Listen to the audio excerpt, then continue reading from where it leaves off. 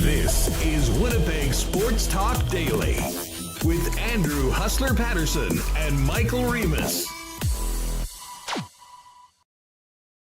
I hope you had a great weekend, everybody. Welcome to a big Monday edition of Winnipeg Sports Talk Daily. Andrew Paterson, Michael Remis with you. Connor Hrabchak will join us a little later on. We've got lots to get into. Another ugly day at the office for the Winnipeg Blue Bombers as they fall to 3-3, losing 31-17 in Toronto on Saturday night. Ed Tait from BlueBombers.com is going to join us, and we'll kind of go through the gory details and get into where this team goes from here. It was a great start at 3-0. It has been an ugly month since. And the Bombers right now, fortunate that the Hamilton Tiger Cats did them a bit of a solid last night in handing BC a last-minute loss in an absolutely classic CFL game. BC now 3-5, and of course 5 losses along with 2 head-to-head against the Bombers means the Bombers do have a bit of a cushion, but still, they are so far away from their standard that they've set for the last number of years. There is legitimate concern in and around Winnipeg about what this team, where they're at, what they're capable of, and where this team goes through. We'll talk about that with Ed. 3 of us will chop it up there as well. The other big news today is that we've got some numbers on the arbitration filings between Dylan Samberg and the Winnipeg Jets. Samberg looking for a $6 million contract. Jets offering a $2.5 million contract. Now, I will say, and I've seen some crazy overreaction on social media when these numbers came out. These are asked for a 1-year deal. A 1-year deal, which of course is not a UFA year. So do not take too much about where that Jet number is or where the Samberg number is. Listen, I think it's safe to say that if this is a long-term deal, I think there's a chance that that number comes in excess of what the ask was this year right now. I did get these numbers. This is Connor put this up. We were just kind of figuring out, okay, past Jets arbitration hearings, there's always been a lot of dates. Who have actually had their ARB filings numbers go public? Jacob True was one of them. The Jets went for $4 million. The player went for $7 million. They ended up right in the middle at 5.5. Andrew Kopp, similar. It was $2.9 million for the player. It was $1.5 million for the team. And he ended up being awarded a 2-year deal right in the middle at $2.28 million. So, listen, if it gets to arbitration, which would be a disaster, you're probably looking at, what's the middle of that? 3.75, 4.25, 4.25 million. I mean, that's probably what a 1-year award would be. But that would take Dylan Samberg right to free agency. So that is not what the Winnipeg Jets are looking for. That's not what any of you are looking for right now. So again, this is all about pressure points. This is about deadlines. And there's 48 hours to get something done before they actually do have to go through the often uncomfortable procedure, which is known as NHL arbitration. I don't think it'll get that far, but it is all part of the process. Important to remember that. We'll talk about that today as well on the program. Listen, just before we bring in Michael Remis, huge shout out to the sponsors that make the show happen each and every day. Our partners in Coolbet Canada, Princess Auto, of course, St. Vital Dental Center, Manitoba Battery, Rollies Transfer, Canadian Club, Aikens Lake Wilderness Lodge, and F Apparel, Royal Sports, Boston Pizza, Little Brown Jug, the Winnipeg Gold Eyes, Assiniboia Downs, Breezy Bend.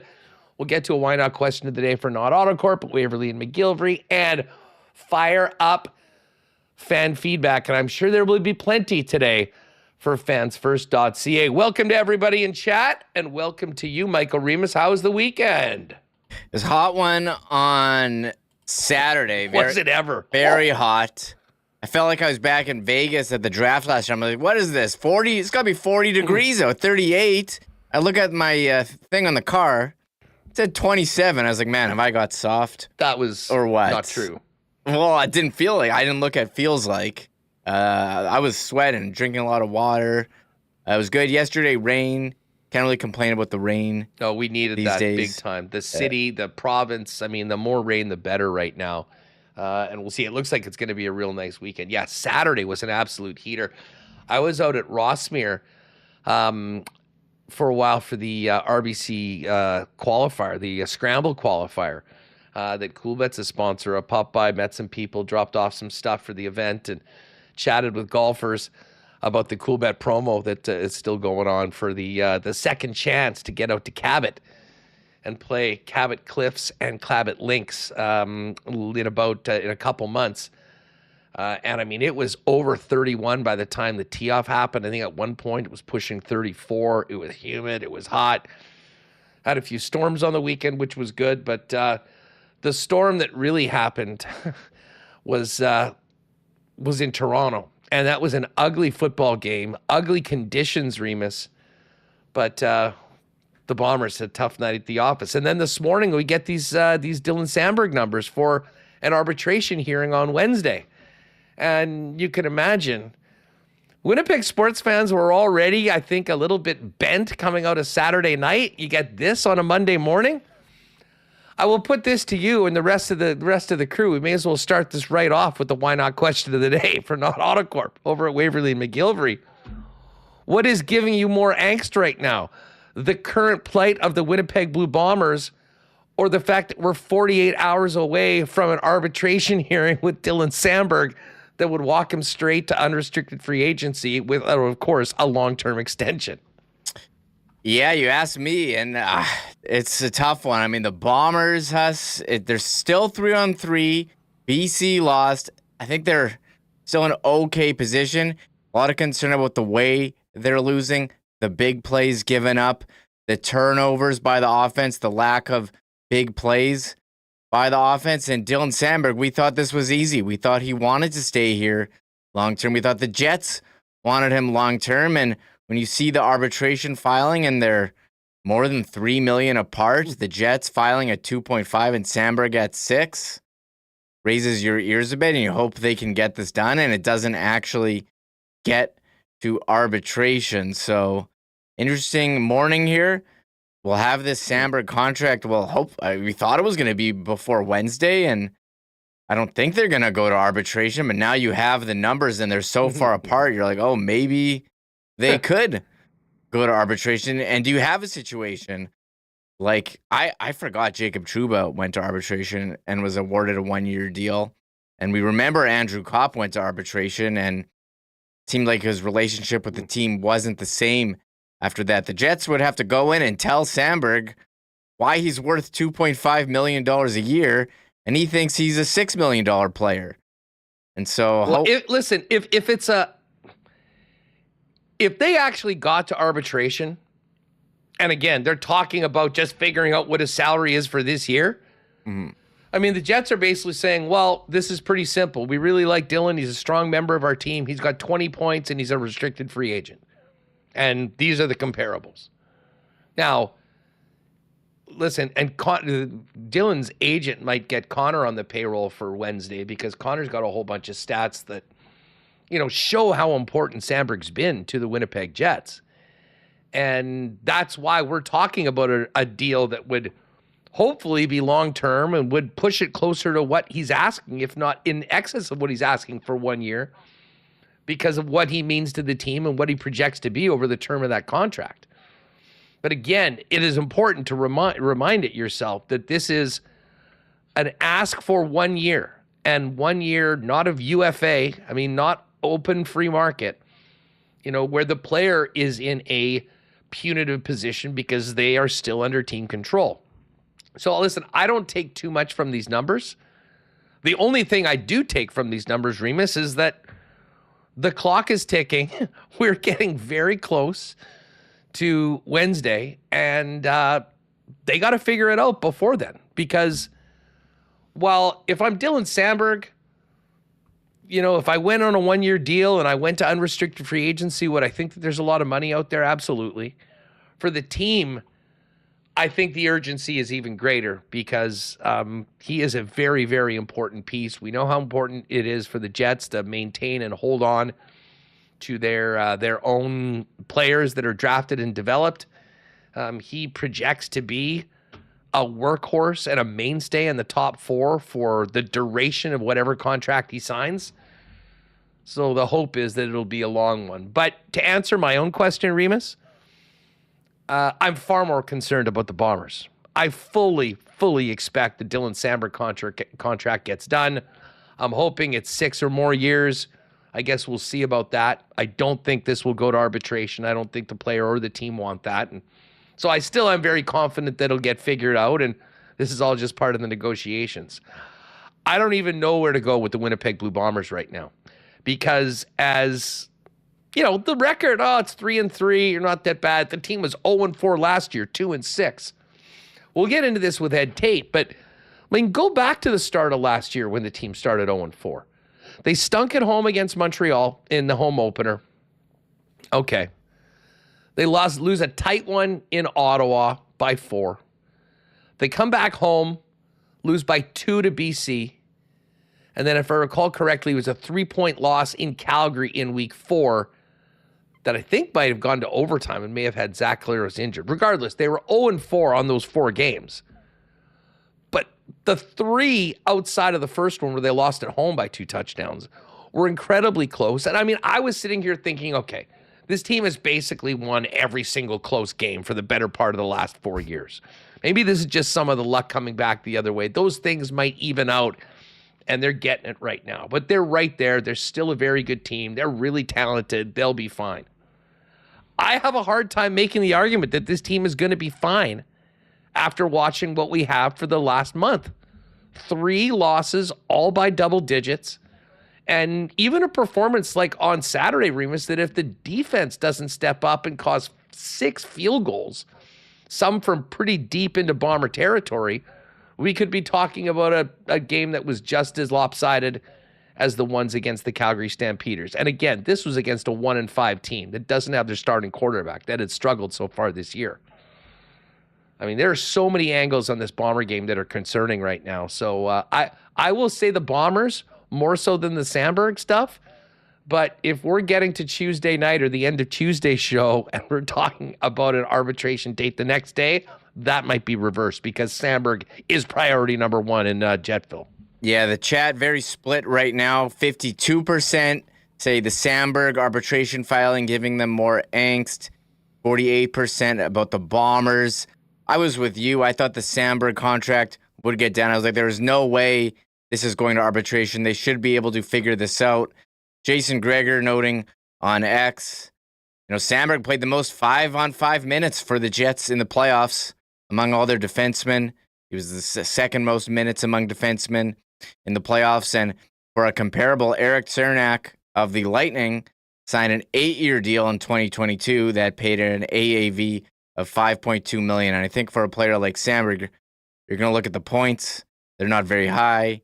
He doesn't play in offensive situations. He's a defensive D. And we've seen those players are a bit harder to peg a number on, but we have some comparables. And I do wonder what he would sign for long term if he's filing for arbitration for 6. And I do want to give the Bombers a mention. John Hodge wrote in his 3 Down Nation column just how many flashbacks you had to the Grey Cup, losing to Nick Arbuckle, losing to the Argos, having that type of performance with the turnovers, with the big plays given up, with the play calling, wondering, they got down. They weren't down so much that you could totally abandon the run. Brady Oliveira got off to a very hot start and didn't see the ball anymore.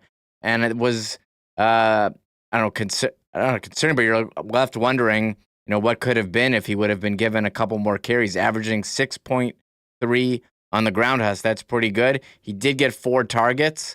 You thought maybe he would get a bit more work. And for the Bombers, you need someone to step up and make a big play. You had the Dembski big catch. Carrick Wheatfall, you thought he was having a breakout season. He's quieted down a bit. Jareth Stearns was the big target. And you do wonder, could Dylan Mitchell come in and make a difference on this offense that's kind of been puttering? I mean, where do you want to start? Is it the offense that can't move the ball, can't stay on the field, or the defense that keeps giving up these big plays? And can't get off the field. Field. It's a terrible combination. Yeah, and we didn't even mention penalties as well. It's tough. It's tough us. But hey, you know what? They're 3-3. Mike O'Shea seemed confident at the end of the game that they know what the problems are. They would be able to turn it around. We were in the same situation last year, although, as you said, the games were much closer, and you could argue the Bombers should have had a better record. So I think they're in a very tough spot. BC lost. They're 3-3, so I don't think you're in must-win territory or anything, but you do want to feel good and get a win here against the Argos on Friday. Well, listen, I mean, they've got the Argos, then Calgary, and then guess what's just around the corner? Back-to-back against the Riders. So, I mean, they got to straighten this out. The quarterback situation is a big question mark as we go to air today. The Bombers didn't practice today.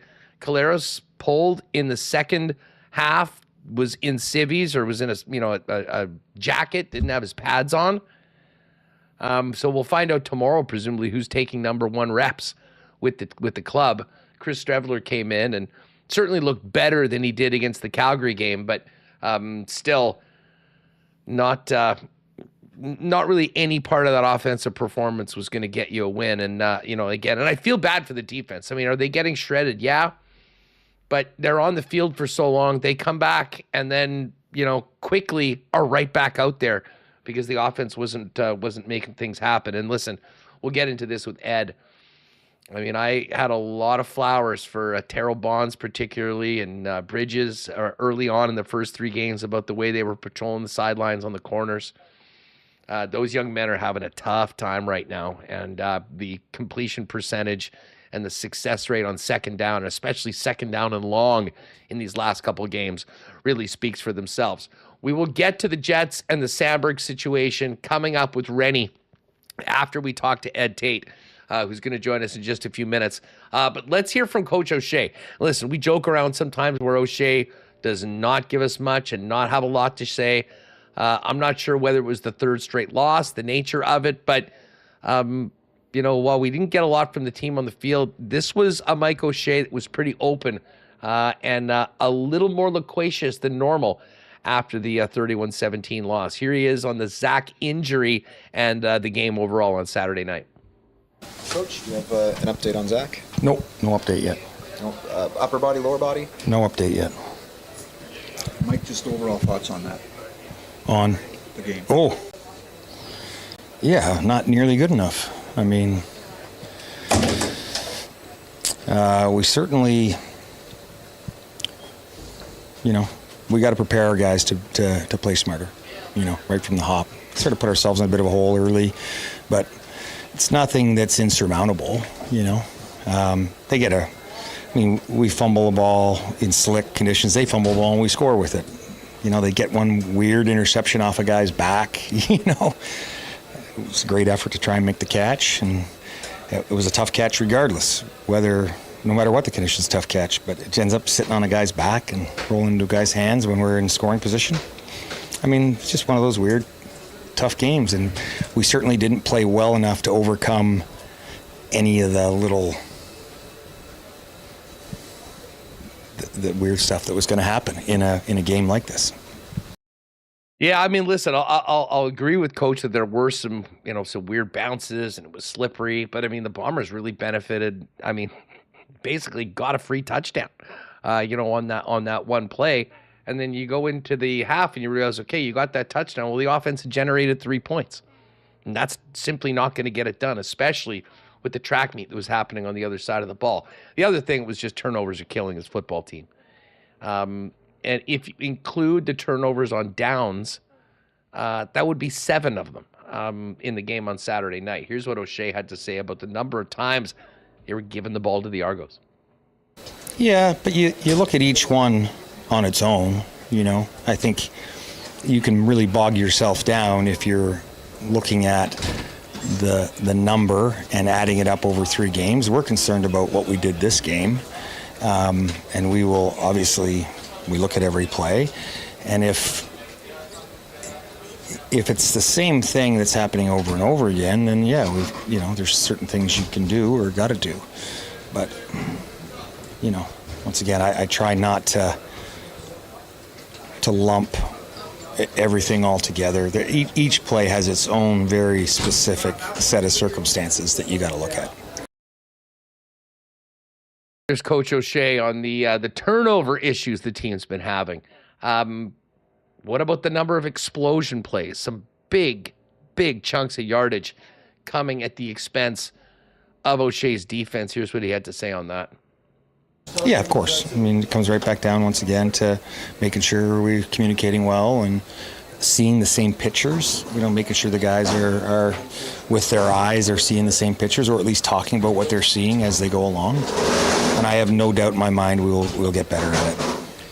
Did you feel like your team tackled well enough tonight, and was the footing with the rain maybe a potential factor? Both teams have the same footing, Did we tackle well enough? No, I don't think we tackled well enough. A few times, depends on the score. You'll see our guys really just trying to rip for the ball and not necessarily securing a tackle. So there's going to be a small handful of tackles where you like the effort with the IQ that says, hey, we need the ball. Especially if they're already in a field goal or in a scoring position. The only thing you can do there is get the stop, obviously, but you got to take the ball away to keep the points off the board. So I have no problem with those ones. All right, so Coach talking about the tackling, it was certainly some big-time missed tackles in the first half, but just, below, it's going to come back to what we've been saying for the last couple of weeks. It's just not close to the Bombers' standard that maybe we've been spoiled with over this run of 5 straight trips to the Grey Cup. I guess the big question now is what's going to change? Here's O'Shea on whether we should expect some personnel changes before the rematch on Friday. Going forward, I think we're going to look at this game and figure out exactly why we lost play 1, why we lost play 2, whatever those plays are. We're going to look at the exact reasons why you win or lose plays and then why you win or lose games. It's the same process we've used since 2014. So I don't think there's a reason to change it. We're going to stick to that process, get some answers, and then with information, you make all sorts of decisions. You mentioned changing personnel doesn't necessarily mean, knee-jerk reaction change in personnel doesn't necessarily mean everything changes, right? I think having faith and trust and coaching hard and working to get results with young guys it's pretty important stuff. Now, listen, the coach will mention that. There's a reason why they had their depth chart set the way that it was going into these games. They had guys that they thought to be starters, and they had other guys that they thought were a step below that were their backups. When the starters are playing like that, though, you have to start considering other options. I imagine that is what they'll do. We'll talk to Ed about this, but, Cody Case had a tough drop, and then obviously late in the game had that really ugly-looking ankle injury that I think is going to keep him out for a while. You would assume that maybe Dylan Mitchell finally gets a chance to do something for the money that he's getting from the Winnipeg Blue Bombers. Here's just Sean, the last 3 games. 3 losses by margins that we have just simply not seen in the O'Shea era. And asked if he can draw on the comeback after the 0-4 and 2-6 start last season right now. People aren't going to like to hear this, but I'm very relaxed about the situation because you see what's happening and the answers are easy. If we were talking about fixing my car, I would probably be panicked because I have no clue what you're talking about. But if we're talking football and why a play worked against us or why a play worked for us, it's pretty easy to understand from one play to the next. And you're talking big picture from last year. There's a bunch of guys in that room that have seen it go down a pile of different ways. So I believe we have a bunch of guys that just understand that, let's make some corrections, let's go to work, and let's be better, right? So that's one of the reasons why it's easy to just stay even keeled, but there's that last year is just last year. There's so many more, examples of just staying the course and making sure you're doing the right things, coaching well. Guys are learning, improving on a weekly basis. I'll give the coach credit. I mean, sometimes we say he doesn't say much. That told us a lot. Still an incredible amount of confidence in this group. And he will continue to operate the way that they have in the past 5 seasons that has taken them to the Grey Cup each and every year. But anyone that watched that game, and I'm sure there's going to be some tough video this week, realizes that they need to step up in a big way. A large question mark about Zach Collaros before the team gets to practice tomorrow.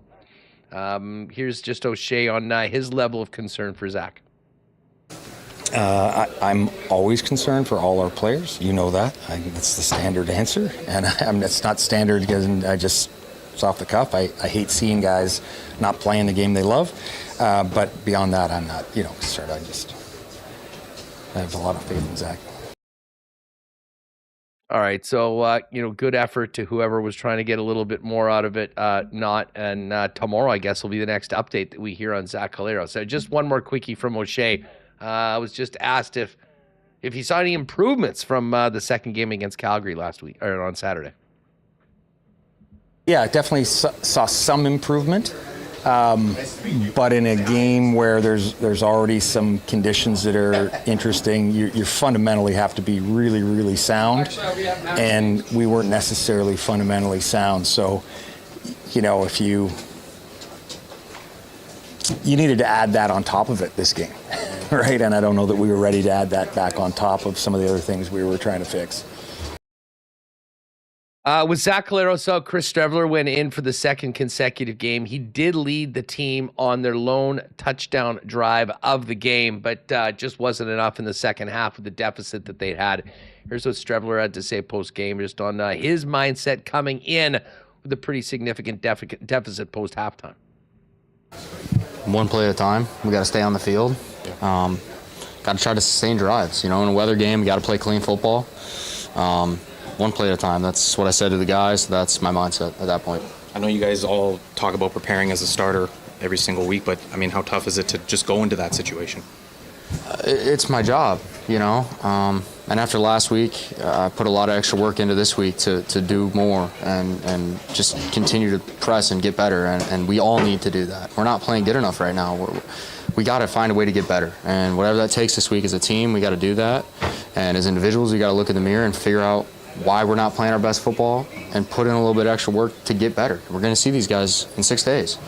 So we got to play better. We got to find a way to work a little bit extra more, work a little bit extra and do a little bit more to be better as a team and as individuals.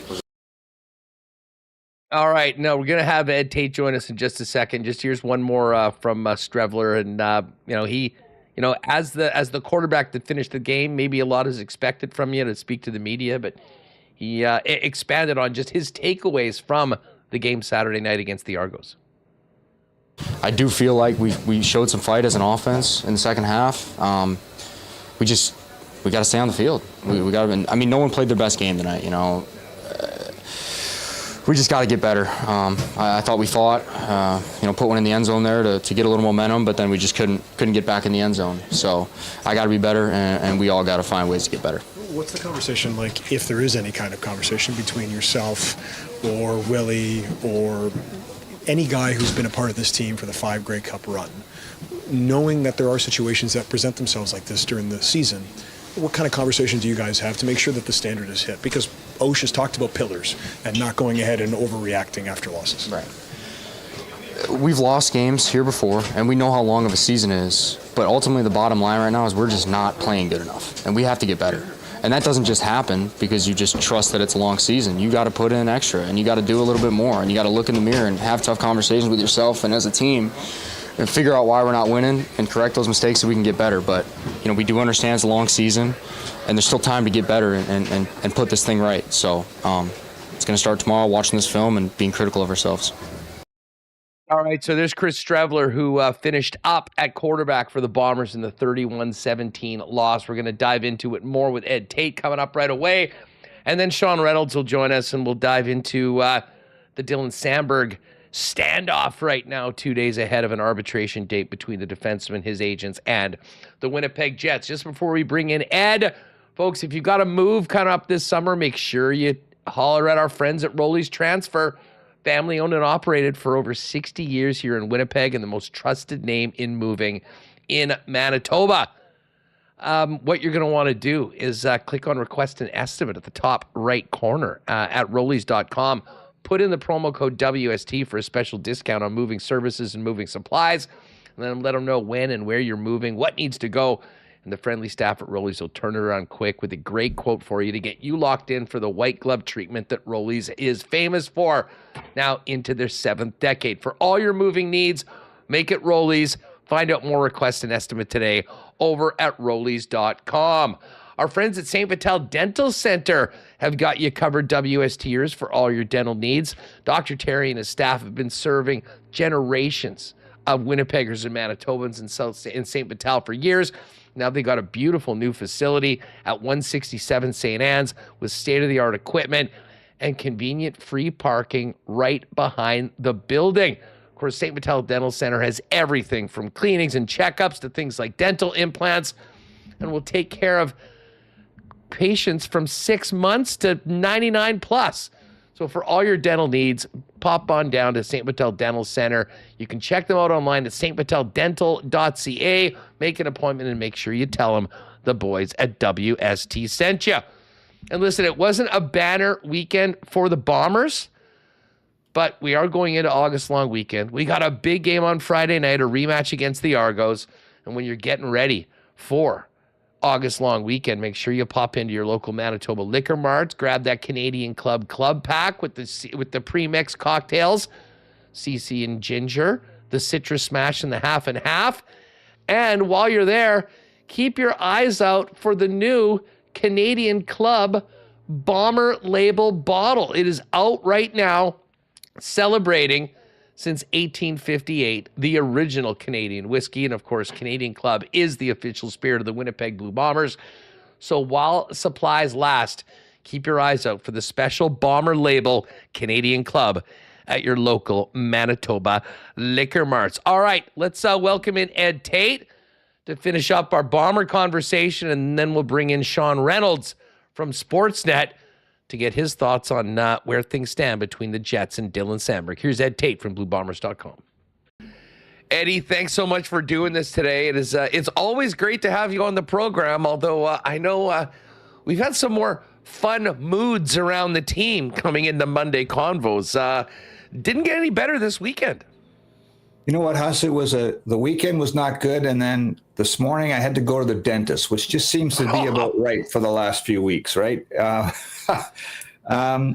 No, there's some things that have popped up that are not. I mean, it's been bad the last 3 games, right? There's no other way to put it. They haven't lost by this margin 3 games in a row since 2014, and Coach O'Shea's first year, so they got some things to clean up.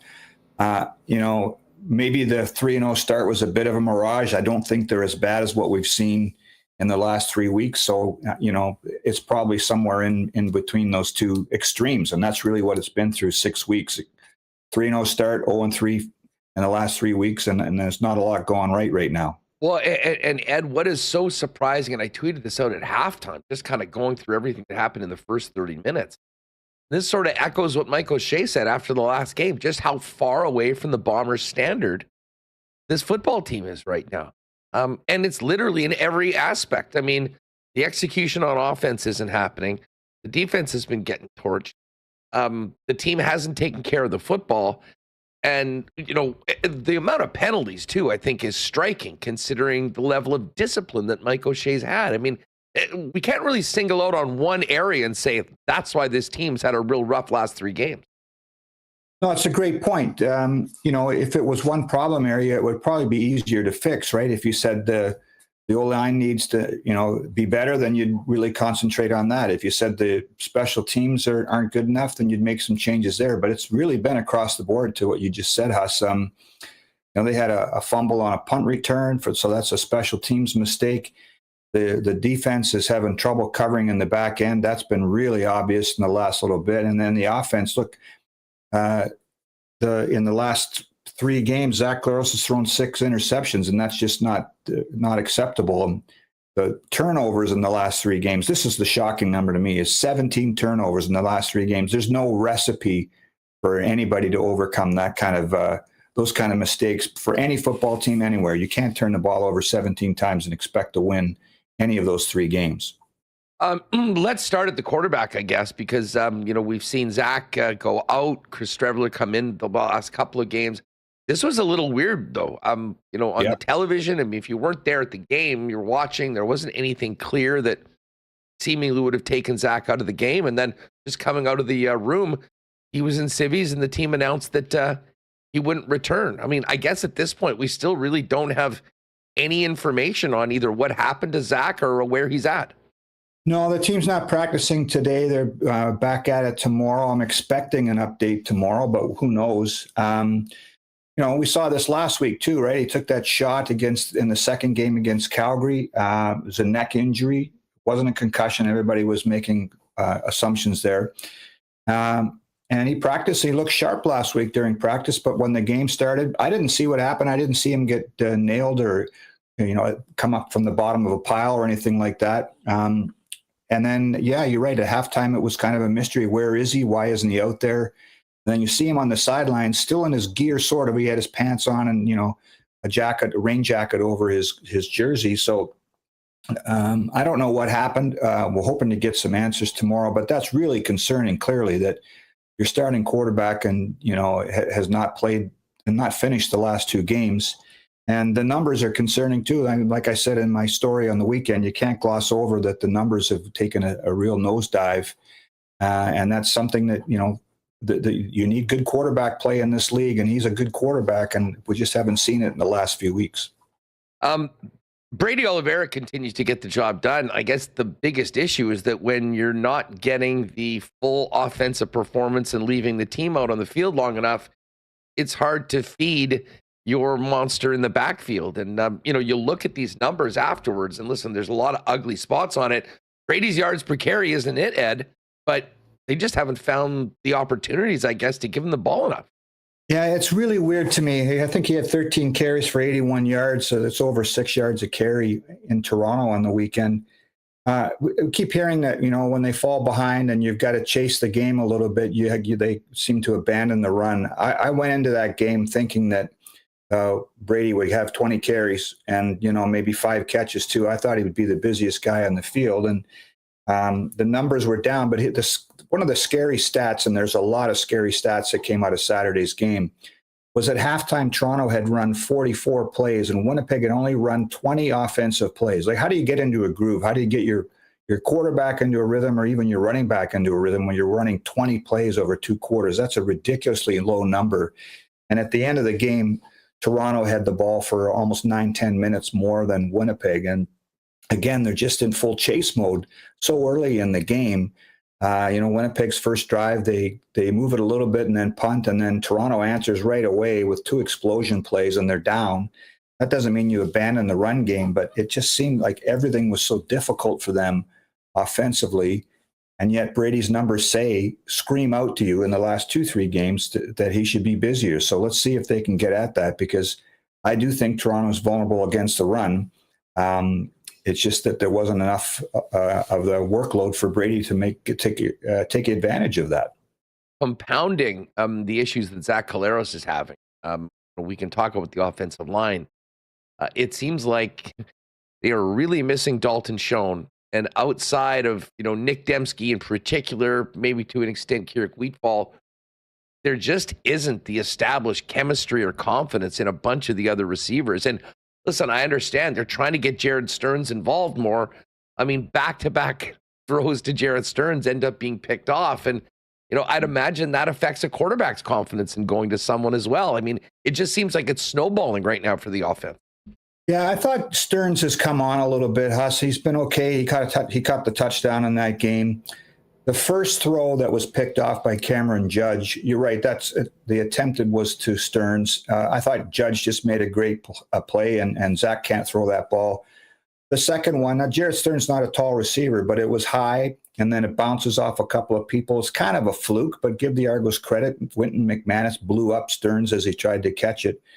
But to your point about the receiving core, you're right. Everything gets compounded. When the team was 3-0, everybody was, everything looked wonderful, right? And you were accepting the fact that Kenny Lawler was putting up huge numbers in Hamilton because the team was 3-0. But without Dalton Schoen now, and with Kenny Lawler still putting up huge numbers, all that gets magnified even further.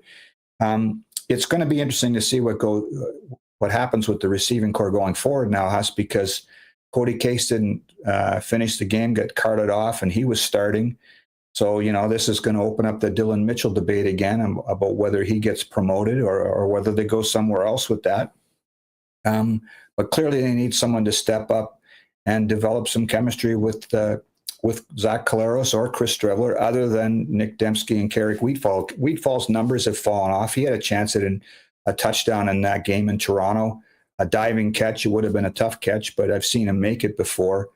Dembski probably wasn't busy enough. But again, when you only run 20 offensive plays in the first 30 minutes, it's hard to develop chemistry with anybody, whether it's Kenny Lawler out there or Rick House, James Murphy, Milt Stiegel. 20 snaps isn't enough.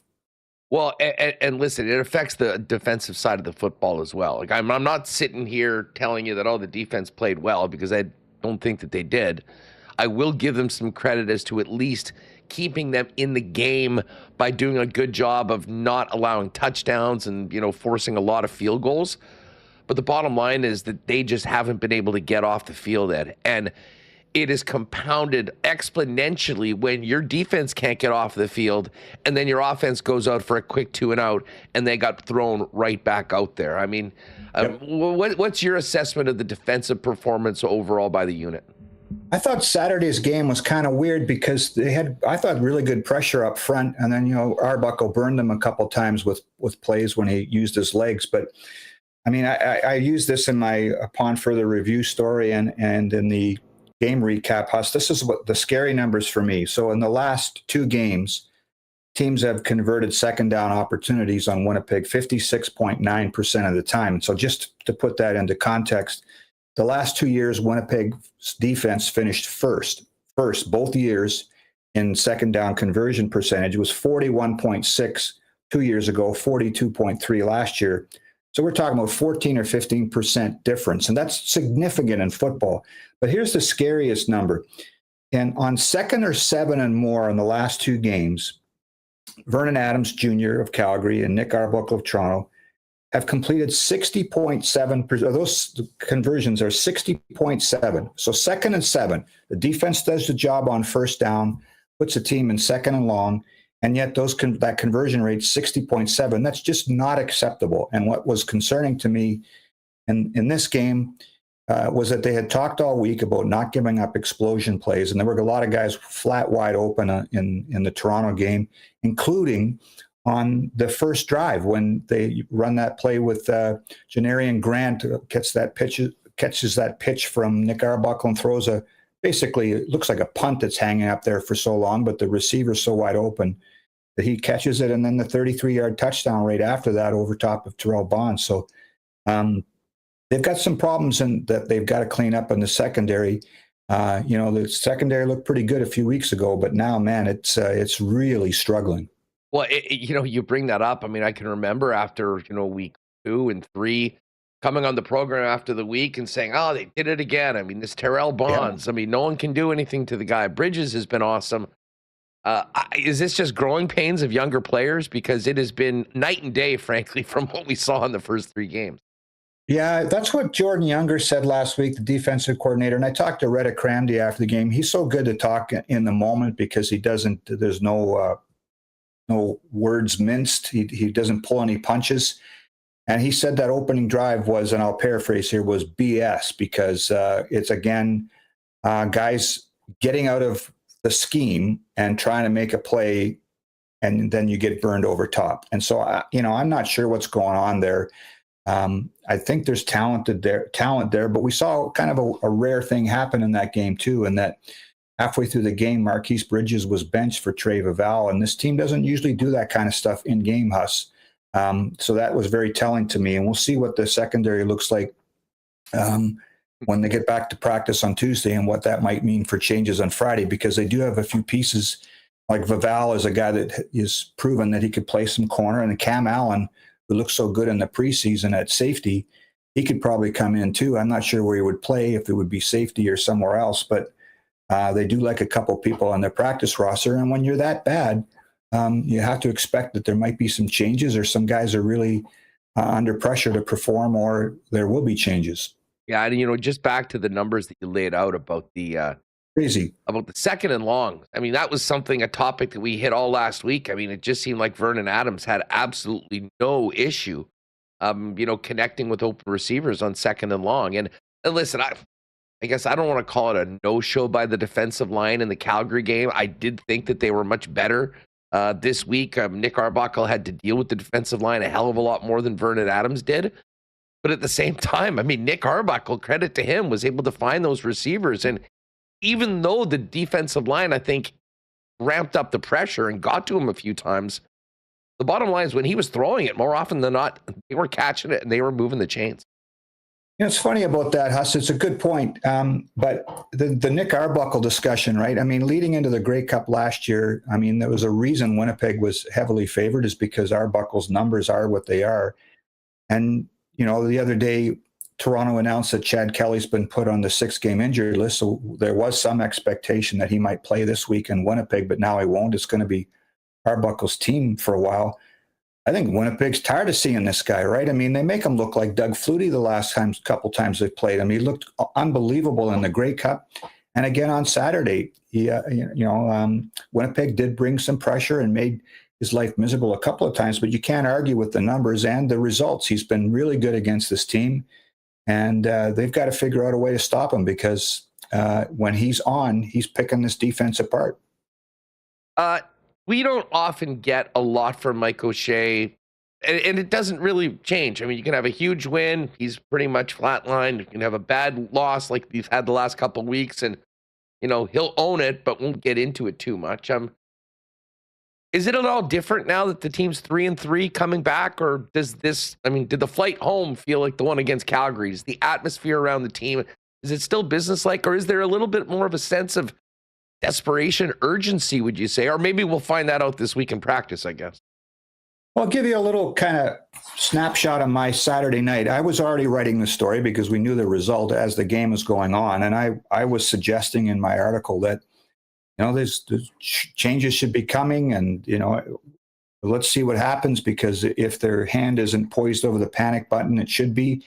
And then we go down to do our interviews, and that was one of the most reasoned post-game loss sessions that Mike O'Shea has ever done. He basically said, we've been here before, and the solution is to take the time to study the film, coach them up, get them right. And I kind of backed off a little bit on my story at the top of it, at least, because the numbers are what they are. But I was kind of not impressed, but a little bit surprised at how blunt Mike was. He didn't usually give a lot away, but in that case, he was pretty straightforward. Don't panic. We're going to fix it. We're going to keep working at it. And maybe that sounds a little Pollyanna, but I think that this coaching staff's record over the last few years means that they deserve a little bit of a chance to figure this out. We saw this movie last year, right? So let's see what they do to react. I know social media is what it is, but I saw all kinds of things Saturday night as this was unfolding from people on my X feed. It's time to make a coaching change and all. I mean, come on, let's pump the brakes here a little bit. This team, this coaching staff deserves a chance to try to figure this out. It's not pretty right now. But I did like a lot of what Mike said after the game, because it was pretty reasoned. We expect, either a guy to get in front of the cameras and start spewing out, this guy's going to go, that guy's going to go, unacceptable. Look, he wasn't sugarcoating anything, but he was just sort of calmly saying, we'll get it fixed. And, at this point, you have to trust him. Ed, and listen, I get overreaction from fans during games, and yes. Oh yeah, me too. We're not cleaning house at the coaching staff at 500, 3-3, 6 games into the season. But, at some point, you're a victim of your own success, because, as we've said, there is a standard here that Mike O'Shea and this football team have set up. And listen, the last month has not looked anywhere close to it. And I want to put this to you, Ed, because I part of the reason why I understand the panic is because of the way that these games have gone down. Like, no question. I'm talking to people this weekend. I'm like, well, guys, this team was 0-4 last year. They were 2-6. Then I went back to the start of last season, and I went through those first 4 games. They came out. I didn't think they were particularly ready. They lost to the Alouettes by 15 at home. The offense never really got going. And then they lost 3 really close games. 23-19 to Ottawa. It was the 2-point game at home to BC. And then they go to the Stampeders, and I believe that may have been the overtime game where they end up losing by 3 points. That's right. And, the margin was really close. The margin hasn't been close at all in these 3 games. They have literally gotten whooped. And I think the nature of the way that they've lost has opened up a lot more nerves, I will say, and maybe questions about, can this be turned around? I'd be sitting here if they were losing by 2 or 3 points, going, hey, this is maybe, just give us a couple weeks, we're right back over. But the length this team needs to go to compete against the performances that we've seen the last 3 weeks is really significant, far greater than I think at any point, really, we've talked about this sort of thing in the last 5 years. No, you're right about comparing the margin of losses to this time last year. The game in Calgary, the first of these 3 losses a few weeks ago, they just weren't in it. That one I eliminate because it was so bad. The game in Winnipeg against Calgary, if you remember, Zach goes out, Streveler drives him down the field, and they get first and goal from the 7-yard line. It's 17-13 at that point. And he rolls to his left and throws that pick at the goal line. That changed the game.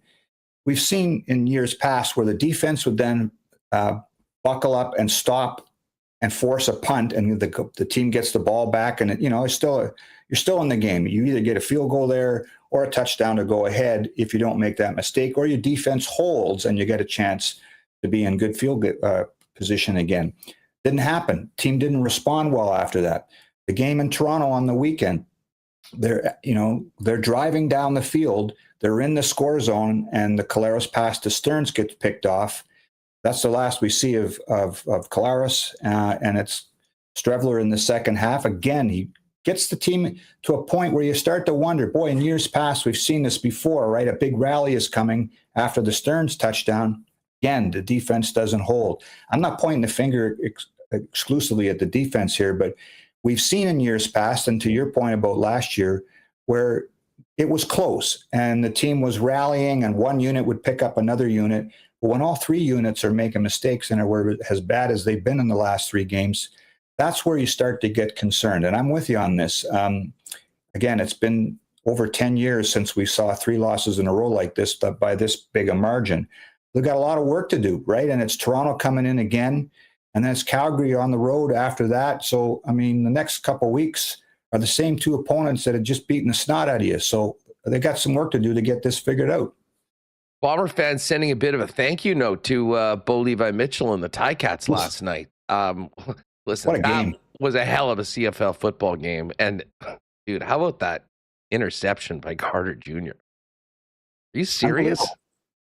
Unbelievable. That's like, in my mind, I don't rank the greatest interceptions I've ever seen, because usually it's a guy catching a tip or a guy stepping in front of a pass. That's one of the greatest interceptions I've ever seen, if not the. I don't rank them, but that would go to the top of my list. I've been trying to think of anything that would come close to it. Obviously, there's bigger times in the game. We've seen, game-changing plays with the game on the line. That wasn't necessarily the case. But just from pure athleticism, if I saw that in a video game, I would have said, all right, guys, that's... Yeah. It's a video game, right? It was just truly incredible, but holy smokes, did they come back? And that's a costly loss for the Lions, because as down as maybe Bomberland is right now, this team's 3-3. They have the season series over the British Columbia Lions. So BC to lose that home game and drop to 3-5, a very costly loss, because they're in effect 2.5 or 3 games now behind the Bombers. I was watching that game, and when the Lions went ahead, I thought, boy, just to make this weekend worse, the Bombers aren't getting any help from somebody in the East Division. And I shouldn't have doubted Bo Levi Mitchell and company. They were down by 10 points late in that game, and they rallied, and the way Bo was throwing it. I mean, the interesting thing about watching that game, and I think Winnipeg could get to this too, is that he stood there behind center, took the shotgun snap, the ball came out of his hands so fast, he was hardly ever touched, and that was the classic Bo Levi Mitchell, in a groove, comfortable, picking apart a defense. And credit Scott Milanovich and company, because remember, they didn't start this season off too well either, and now they're rolling. They're a very dangerous football team, and when you come back from a game like that, it just grows the belief in your room. I've seen it, man, and that Tait team they're riding high right now.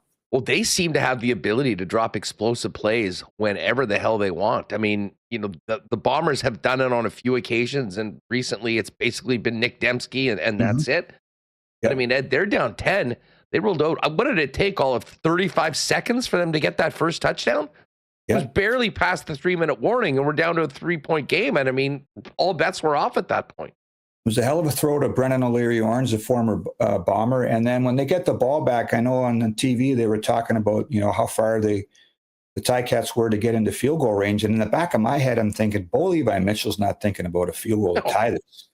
He's thinking about the dagger. And boy, did he jam it in, because even when they got to the goal line, I'm like a lot of people screaming at the TV, why are you in shotgun? Why aren't you plowing it? Takes the shotgun snap, a guy's wide open at the back of the end zone. They look like geniuses in those moments, don't they? Eddie, just quickly back to the Bombers before we go. Listen, Cody Case had a rough game, which got a lot rougher at the end. I mean, what looked like a pretty ugly injury. I mean, I'm no doctor, but I think we can safely say that Cody Case is not going to be playing at any point soon. What are we going to find? What will we learn about Dylan Mitchell's place with the Winnipeg Blue Bombers when this team gets out in practice tomorrow? Oh, this is going to be the storyline, right? We'll see if he's running with the ones tomorrow. They do have other options, but I'm hoping he steps up. Look, he had some things he had to overcome in training camp that set him behind. I don't think he had a very good camp, which set him further behind. And this team has always been big on you've got to earn it, and he didn't earn it at the start of the season. And I'll say this: I think he's a good receiver. He's not a great practice player. And so he's got to start stepping up in practice and doing some things that pop off the page a little bit more. He's one of those guys, look, at this point, his track record is what it is. And I wouldn't put a whole lot into what I see Tuesday, Wednesday, Thursday of this week. I'd play him. I'm not the coach. They want to see something from him. Maybe he's a gamer, though. So, at this point, why not throw him in there and see if he can step up? Who cares whether he practices well or not? I think it's worth a shot, but I wouldn't be the least bit surprised if there's somebody else there. Maybe they're going to adjust the ratio somehow or move people around to get help in the secondary. We'll see how this puzzle kind of fits together this week, but there's going to be a lot of questions, and maybe we can start to get a little bit of some answers tomorrow when they get back on the practice field.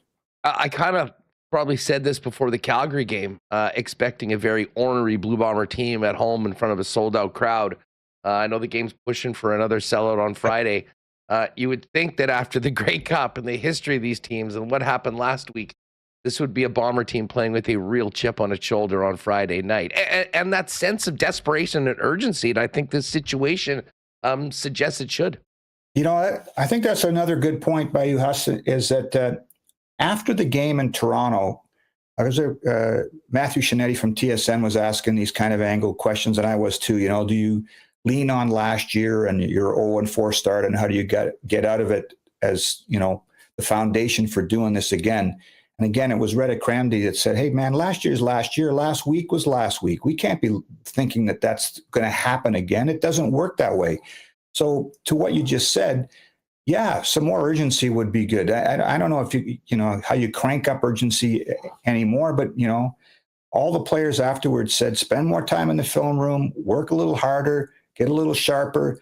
That's the answer. I think it's, to Coach O'Shea's point too, it's really time to roll up the sleeves, spit in your hands, and start swinging the axe a little bit harder here, because they got work to do. And this team, there's not going to be any airlift of talent coming in here. They're not going to be making a bunch of trades to fix things.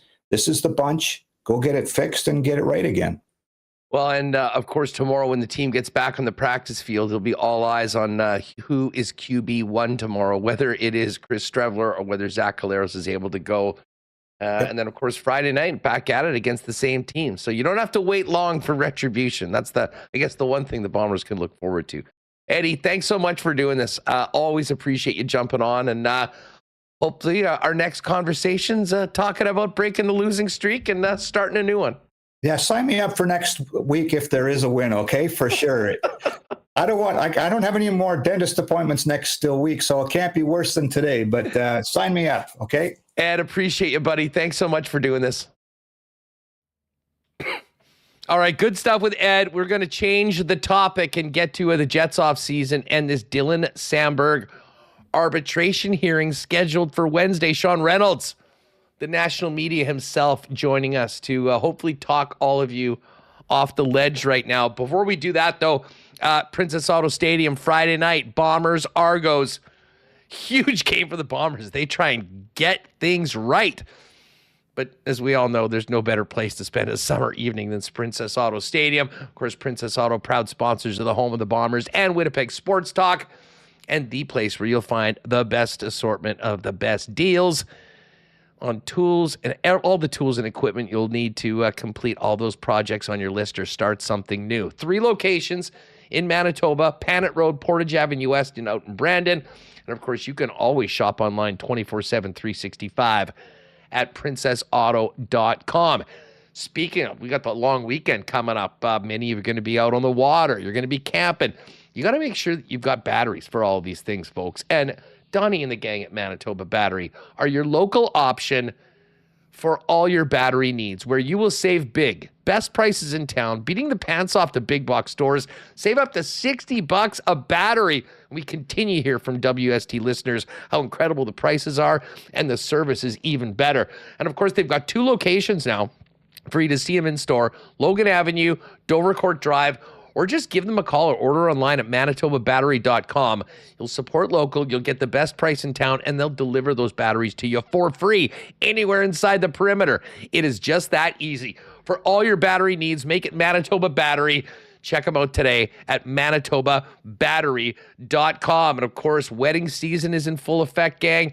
Guys, if you're looking into your closet, realize you need to step up your menswear game, head on down. See Andrew and the gang at F Apparel at 190 Smith Street. The best in custom men's clothing, including suits starting at $400, chinos, golf plants, custom shirts, both tucked and untucked styles, and the best selection of menswear accessories around. If you are in a wedding party or getting married yourself, make sure to talk to the guys at F about a special discount for the wedding party when they get their suits for the big day at F Apparel. It's all waiting for you. Beautiful new showroom. 190 Smith Street downtown. Check them out online. You can make an appointment there to come in for a fitting as well. At F, that's EPH apparel.com. All right. It's been a minute. Let's bring in the middle of hopefully enjoying a great summer after that incredible grind through the Stanley Cup playoffs, our pal Sean Reynolds of KNR and, of course, Sportsnet. Rennie, what's up, man? How are you?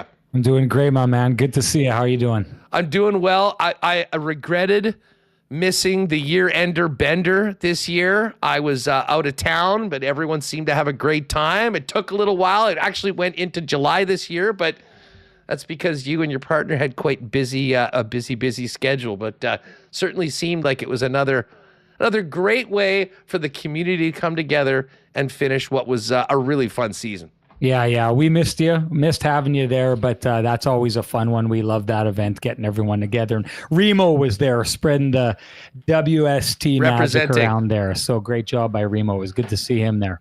So listen, I mean, the Velarde deal is done. Listen, we've been told so many times, we thought the easiest one, even from Elliot Friedman, to get done was Dylan Samberg. And yet here we are, 48 hours out. We're hearing numbers, $6 million from the Samberg side, 2.5 from the Jets side. What do you make of the fact that we're still in a bit of a standoff right now between the team and the agent?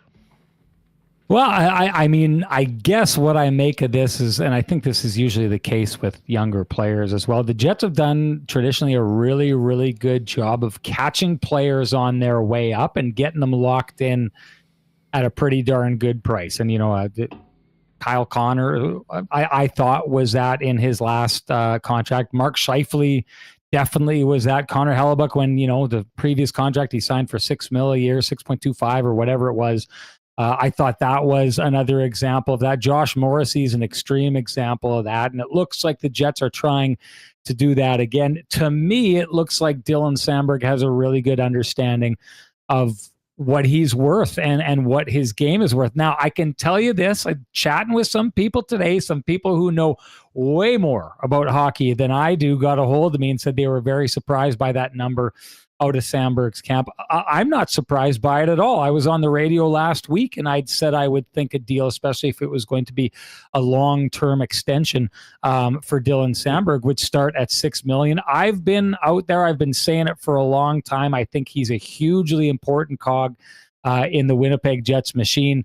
I always go back and I lean on this. When he got injured early last year, I said it would be the most challenging injury the Jets had to deal with for the last number of years. I think the numbers bear that out. Hard to put a price on a player like this sometimes because the offensive numbers don't suggest this is a guy who should get paid. But I'll tell you this, with the Jacob Slavins of the world out there and with what you saw him do at the Four Nations this past year, the importance of a player like that, the importance that Dylan Samberg has for the Winnipeg Jets and being a shutdown guy and making the best defensive team in hockey, the best defensive team in hockey. I think plays a huge role in that. And I know it can be difficult to quantify, but I actually don't think that $6 million number is something that Dylan Samberg's camp is way off on. I think that's where the number should have started for him. So I don't know if this is just leverage tactics to get something done in the last 48 hours here and hammer out something long term. If it goes to arbitration, I don't know that that's necessarily the best thing for the Jets. I would think they're going to try and get this done at the last minute, but I'm not as surprised as people who were getting a hold of me were shocked by that number. Having watched Dylan Samberg, I think he's a $6 million man. Yeah, listen, and like Tracy O asking, why are the Jets balking at $6 million for Samberg? And keep in mind, Tracy and everyone, this is on a 1-year deal. Like, this arbitration is for 1 year. Dylan Samberg's coming off, 20 points? Which, and I mean, listen, fairly or unfairly, offensive performance is often the biggest factor when it comes to how you're stacking up and how they're playing guys. I don't think the Jets would balk for a second at going to that number for 7 or 8 years. Right. But I can tell you right now that if this thing went to arbitration, I mean, basically, just like we've seen in all these other ones, the number usually ends up right in the middle. So call it 4.25 or something like that. But listen, John, I'll go one step further from what you just said. I think if this goes to arbitration, it would be an absolute disaster for the Winnipeg Jets. First of all, you have a player that is going to be a unrestricted free agent that is a huge part of your team in 12 months. And I guess you'd be able to, the 40-game mark or January 1st, you can start negotiating a new deal if you want. But at a certain point, if there's interest out there, you're definitely running a very dangerous game if Dylan Samberg's playing on an expiring contract this year, even if you get it at $2 million less. And I don't think for a second that's what the goal of the organization is. The goal of the organization is to get something done on a long-term deal that keeps him as a pillar of the Winnipeg Jet blue line. And to be honest, we've seen this before. There is some jockeying, but those numbers that were just put up, that's for a 1-year deal. Trust me, the Jets aren't offering him 8 years at $2.5 million. Yeah, and it's tough because arbitration looks confrontational, and let's be honest, it is confrontational. But until you get to arbitration, which I think everyone wants to avoid, what it serves as is a finishing line, right? Like we get to work until this point. Other than that, it gives a date where both sides need to figure something out here. But I do agree with you. It's not a good thing if it ends up going to arbitration because we know what happens in arbitration. The Jets tell Dylan Samberg all the reasons why they don't think he's worth as much as what he thinks he is. And Dylan Samberg and his agent tell the Jets all the reasons why they think that. And you've heard from a lot of players how uncomfortable that process is. It's not a good thing to have the team that you play for listing off all the reasons they don't think you're as good as you think you are, right? So that's a tricky thing. That's something that you definitely want to avoid. I think that the goal most definitely is to avoid that. But I would say this. If it did go to arbitration, I do think, Dylan Samberg is a guy that, if you remember, was getting, he stayed really late in college to the point people were worried he was going to walk away, and he didn't, because he liked what he heard from the Jets. He liked the opportunity the organization was going to provide for him.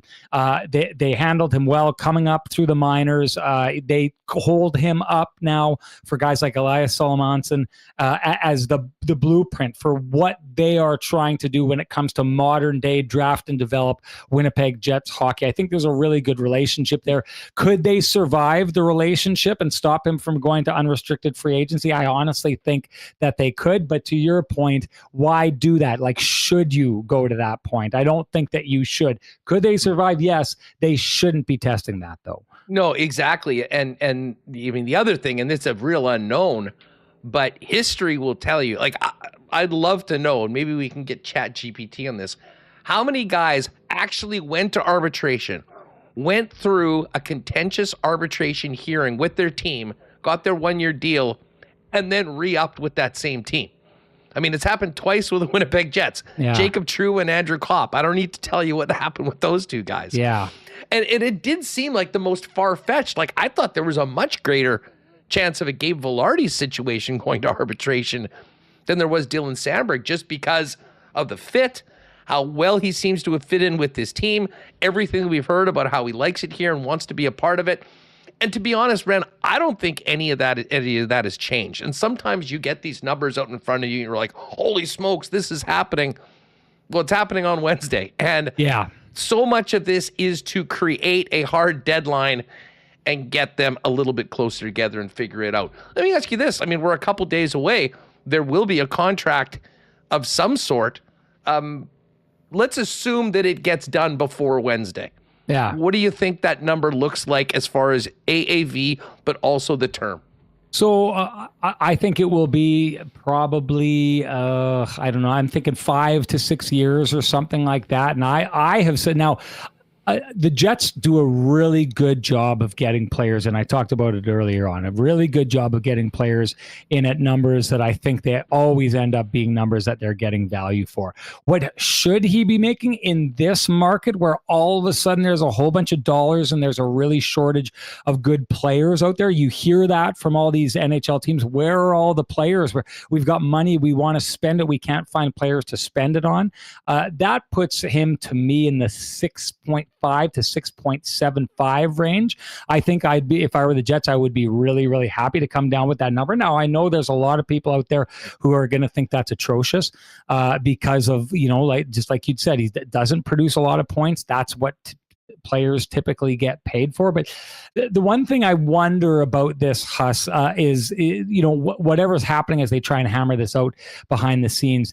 The Winnipeg Jets, like I said, have just done such a good job of getting everyone under a value contract. At some point, I think players start looking at that and saying, why? Like, when there's space, so, you bring in Kyle Connor into this conversation. Like, here's a guy that's looking, I'm hearing the numbers are around $11 to $12 million. Well, of course, it's that number. It should be that number. If you're talking about the best forwards in the NHL, there's like an A+ group up there of like the Nathan McKinnons, the Nikita Kucherovs, the Connor McDavids, those kind of players. And then there's the A players. And,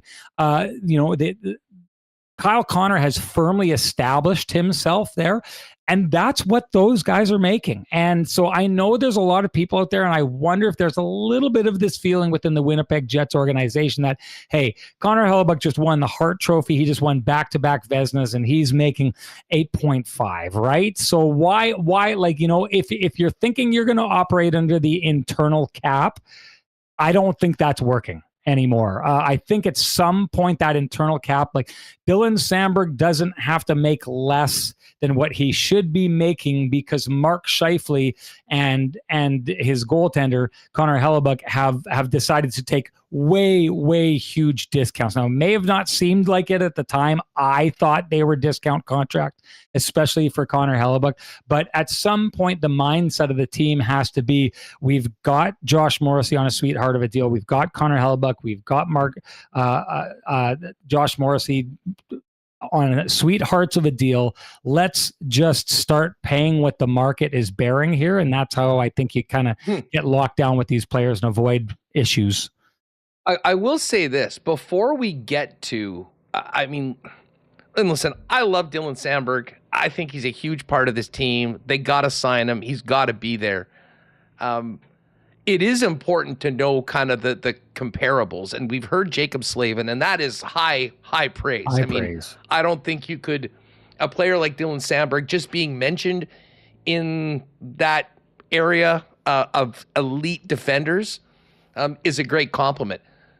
Slavin's got an 8-year deal that is kicking in, like he's just signed it. It is about to start, and he makes just under 6.4. Yeah. He's the best in the business doing what he does. Yeah. So if this is, and I've long thought that he might be able to get close to that if he commits to 8 years. Yeah. And to me, that 8-year deal, to me, is the Morrissey deal. And I mean, granted, the Morrissey deal was signed much earlier, but Josh Morrissey, 8 years, $6.25 million. I've often thought that he gets that done. If it goes to a 7 or a 6-year term, I think we're probably closer to 6. Or maybe a little bit under. I did see a couple of analytics people saying this should be a long term in the mid to high 5s. But I don't think the Jets would hesitate in paying Dylan Samberg, a little bit more, putting him close to that Slavin if they get the commitment to the long-term deal here. And that has to be the goal of the organization. This isn't about saving $200,000 or $300,000 on a 1 or a 2-year deal. This is about making Dylan Samberg a pillar of your top 4 for the next majority of the next decade. Yeah, I had an agent once say to me, it's all about GMs buying UFA years, right? Like those years after, if the traditional 18-year-old comes in and plays at 18 and 3 years under the entry-level contract, and then you've got him for until he's 25. All those years that you buy after 25 where the player could have been a UFA are successful buys for a GM. And I've also had, I may have been that same agent tell me he's always impressed by how good a job Kevin Cheveldayoff does of buying UFA years. So that's what this is all about right now, because if you can get Dylan Samberg, who is a player who's on the rise, if you take a look at how good he did in his rookie year and then how he's progressed since then, the massive jump that he made this last year, I don't think it's that much of a stretch to compare him to a guy like Jacob Slavin, because I think that we're just starting to scratch the surface of where this player is going. And the hockey IQ that I see from the player is what has always impressed me. And high IQ players always find ways to get better. So, I mean, this is the goal. Right now, it looks a little bit scary because if this gets to arbitration, it's 1 year. And then after that gets really scary because regardless, it's going to cost the Jets more money if this goes to arbitration. They know that, right? Which is going to put the pressure squarely on them in the next couple of days to get this done before it gets to that point. But you take that player and the idea of getting out into the league after an unrestricted free or as an unrestricted free agent, when you keep hearing these things, it's not going to change for next year. There's not enough good players in the league right now, and teams have a lot of money. So that's when crazy deals happen. And listen, all these players, one thing I've always admired about Scott Arniel is when you asked him about Nikolai Ehlers leaving and all this kind of stuff, he said about Nikolai Ehlers, hey, he got to unrestricted free agency, which is his right. That's what the game that we're playing. So he gets it. People within the organization get it. It is a business in the end. And you got to think for players like Kyle Connor and for a player like Dylan Samberg, they're looking at the idea that, hey, if I just held on and went to arbitration next year and got to unrestricted free agency, I could still sign with the Winnipeg Jets. I could see what else is out there. I could see who wants to drive up the cost. But right now, it's kind of crazy because we had, a very limited crop of UFAs this last year. And imagine the feeding frenzy that would have been out there, the amount of money that would have been spent if there were players available. So you know what, that because they couldn't do it this year, it just kind of keeps the pressure up until next year. A lot of players are going to get paid on the market next year. And so if you're a player that could put yourself in that position, it gives you massive, massive bargaining power. Yeah. I mean, listen, it doesn't change anything right now. I mean, yeah, if you really wanted to, I mean, listen, no one has ever said this like Dylan Samberg is looking to get to unrestricted free agency. But if they did want to do, there is risk involved as well. I mean, if someone puts $50 million on the table for you, what happens if you have a bad season? What happens if you get hurt? I mean, ask John Klingberg how it worked out, saying no to that 7 by 8 year deal with the Dallas Stars. There are some cautionary tales out there as well. But I'm just looking at the chat, and like, people do need to chill. Namely you, Jay Miller. Dude, they put so much into Samberg. Now they pull this lunacy. 1 year and he's UFA, FFS. I will agree with you if we're having this conversation on Wednesday. 2 days from now, okay. But yeah. I mean, let's face it, folks. This is all part of the process. And I don't think that Kevin Cheveldaev's just waiting there. Hey, just let me know what you want on that 8-year deal and send a pen along over it. I mean, there will be a negotiation. Larry Simmons will get in there. They'll work off that Slavin number. They'll work off other comparables. And they will make him very well compensated for what he brings to the team. The Samberg side of things, though, it is difficult. And it would be very difficult in an arbitration to get anything close to the $6 million number based on the metrics that they usually use, Sean. But I think that, if you pump the truth serum into head coach Scott Arniel, Kevin Cheveldaev, they all know how important Dylan Samberg is, and I think they're willing to do that. Sometimes it just doesn't happen as quickly as everyone would like.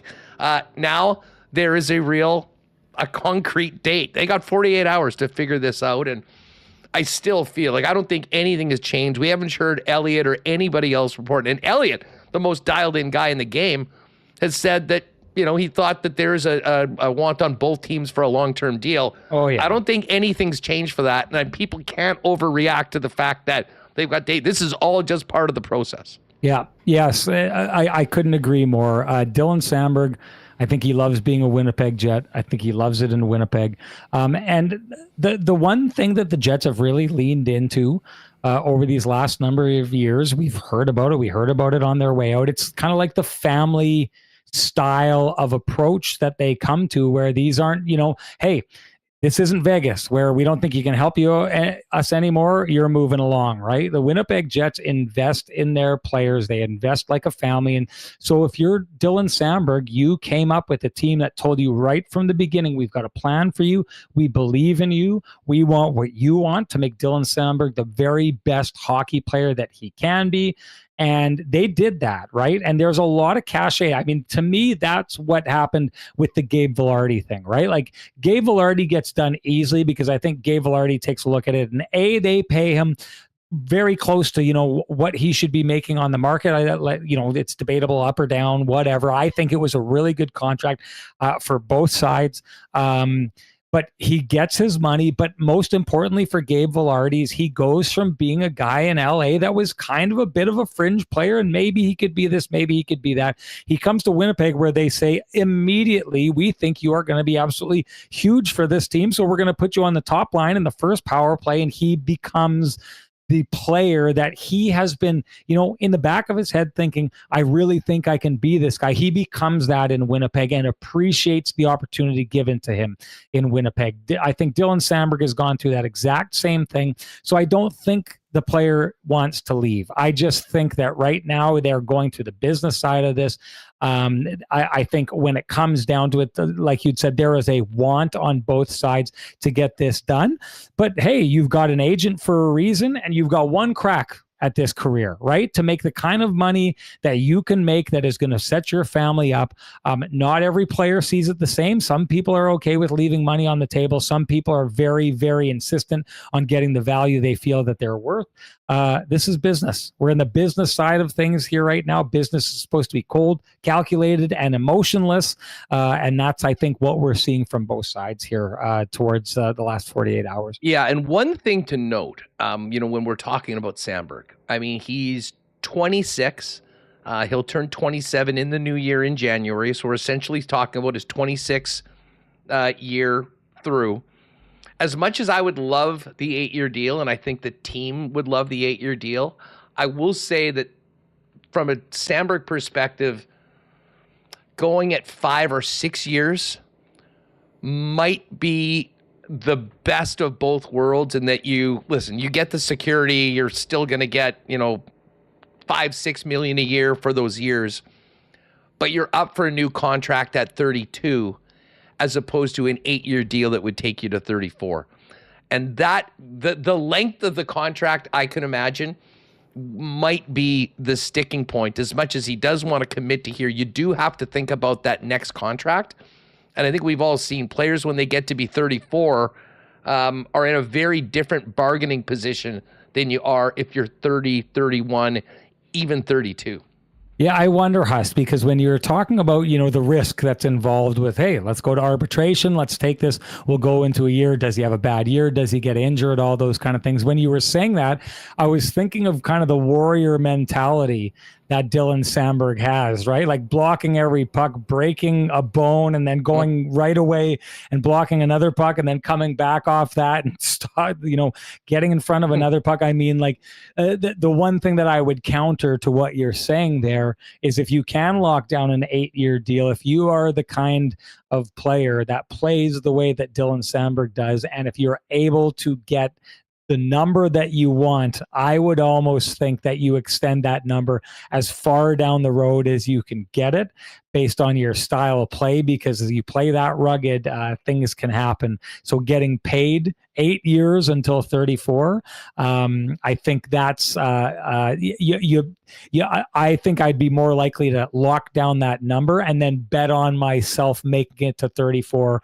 and seeing what I'm capable of doing at that point. Well, I would love it if they came into the negotiations thinking that exact same thing, and we end up getting that 8-year deal. This is last call for 8-year deals, Rennie. Exactly. So listen, if you want it, you got 2 days. You got 2 days to sign it. Hey, while we're talking about contracts, we haven't chatted in the last couple of weeks. What did you make of the business the Jets did with Gabe Vilardi on the 6-year deal, 7.5 AAV? Yeah, I kind of alluded to it a little bit before. I think it's a great deal for both sides. I think it's a fit for both sides. Gabe Vilardi comes to Winnipeg. He plays on a team that has clearly shown they are one of the best regular season teams in the NHL the last couple of years. They're trying to figure it out in the playoffs. He's got belief that they can do that. The players in that room have belief they can do that. So he's in a town where hockey matters, where they have a shot at success. He's playing a very key, important role, and they're paying him accordingly to do so. And I think, that 7.55, especially if you're talking about a player like that, and you're talking about, the injury issues that he's had over the years. If you're Gabe Vilardi, there was probably a time that a contract like that was just a dream for you, based on the idea of trying to find a team that was willing to pay you when you'd had all the injury issues that you'd had over the years. So he gets financial stability in a place where he thinks that he's getting stability in a team that can compete. So it's the best of both worlds for Gabriel Vilardi, who clearly cares about playing hockey that matters. And I think it's a great job by the Winnipeg Jets locking down a player. I take a look at the kind of players that are making that money right now. I've said this before. I think Gabe Vilardi has the best set of hands in Tait in the NHL. I think that the Winnipeg Jets power play is not the same without him. So he's a very huge driver of a very important part of the Winnipeg Jets success. So the Jets needed that player to stick around. I think they got him at a price that's a fair market value, and Gabe Vilardi gets everything he's looking for. The best deals are when everybody wins and everyone won on that team. Well, let's hope that will be we'll be saying the same thing over the course of the next 48 hours when it comes to Dylan Samberg and the Winnipeg Jets figuring something out. Sean Reynolds is with us. Rennie, there's been many comments in the chat. Sean just looks so chill and so relaxed today. How's the summer been going? What have you been up to? Well, if I take an off-camera conversation on camera, I'm nursing the second day of my first ever 2-day hangover, so maybe that has something to do with it. Had a good time out at a good buddy's father's celebration of life. So that was a good time. Yeah, just kind of winding down. You know, Huss, it's funny because you go. I went on a stretch, and from March 1st until I think it was June 18th or something like that, when the final game of the Cup final was. And I had 4 days off in that stretch. And you just kind of get into this thing where you operate at this kind of high level where you're just always buzzing, right? And you're going to sleep, the alarm's going off, and you're catching a plane, you're just going everywhere. And then it takes about a week for you to realize you're not still in that same kind of mode. And then all of a sudden it's hard not to fall asleep on the couch at 5 o'clock every afternoon, right? I've made it through that little bit of the rough patch. I think things really kind of smoothed out for me after the year-ender bender that you were talking about. Now it's just summer mode, enjoying some time with the family and getting out, enjoying the sun, seeing friends. Some people have even dragged me out on the golf course where my golf game is as bad as it's ever been. I'm trying like heck to stay off the golf course with all the people asking. But yeah, it's summertime in Manitoba. Best place to be in the summer. Gotta love it, pal. Listen, really appreciate you jumping on today. Get back to Rennie chill mode for the rest of the day and the week, and enjoy the long weekend coming up as well. And as I say, we'll catch up again soon, and we'll have clarity on the Dylan Samberg situation and can really start diving into looking ahead to training camp in the upcoming Winnipeg Jets season. No doubt. I'm going to go get some electrolytes in me, folks. Thanks for your concern. Keep the recovery going. Right on. That's the thing. You're getting in when you're hit with your first 2 dayer, which is tough. I mean, the one way you can just get right back at it and avoid the second day, but then you're essentially just borrowing from tomorrow to pay for today. And that's certainly not what I recommend to everyone. Electrolytes for Sean. We will have Connor coming up. And the three of us are going to, I'm interested a little bit more from both Connor and Remo in the Samberg situation. And we'll get into a little bit more on what was up with the Bombers. Hey, we do have a big game on Friday. If you're looking to get some Bomber gear just in time for the game on Friday night, make sure you head down to Royal Sports. Incredible selection, jerseys and more. Many exclusives that you won't find anywhere else for the Winnipeg Blue Bombers at Royal Sports. And, of course, the biggest Jet section in town. You want that Gabe Velarde jersey or a Jonathan Taves now that they're both locked and loaded for the upcoming season. Royals got you there. And while you're at it, check out the incredible Yeti section, which will help you dominate summer, not to mention soccer, softball, baseball, tennis, running, bikes. It's all waiting for you at Royal Sports, 750 Pembina Highway. Hit them up on Instagram as well and give them a follow, Royal Sports Winnipeg, for the latest merch drops and sale information. We've got Blue Jays back in action tonight. Best record in the Bigs. They're taking on the Baltimore Orioles. Looking for a great spot to get some good eats and watch the game. Why don't you make it your local Boston Pizza, ice cold schooners, world famous BP wings, gourmet pizzas, all the great new treats on the BP summer menu, and, of course, the game on as well. And, hey, staying at home tonight, go to bostonpizza.com and get it hot and fresh to your door. Listen, Connor's coming up in a minute. Let's quickly, though, give a big cheers to our friends at Winnipeg's favorite local brewery, Little Brown Jug. You train day in and day out, learning new techniques, approaching new concepts, and living out the thrill of achieving your goals. Building a craft beer is no different. While you spend your hours on the ice, we spend ours here, brewing our trademark beer. Again, and again. Here's to pushing the status quo and challenging ourselves to build something memorable. 1919 by Little Brown Jug.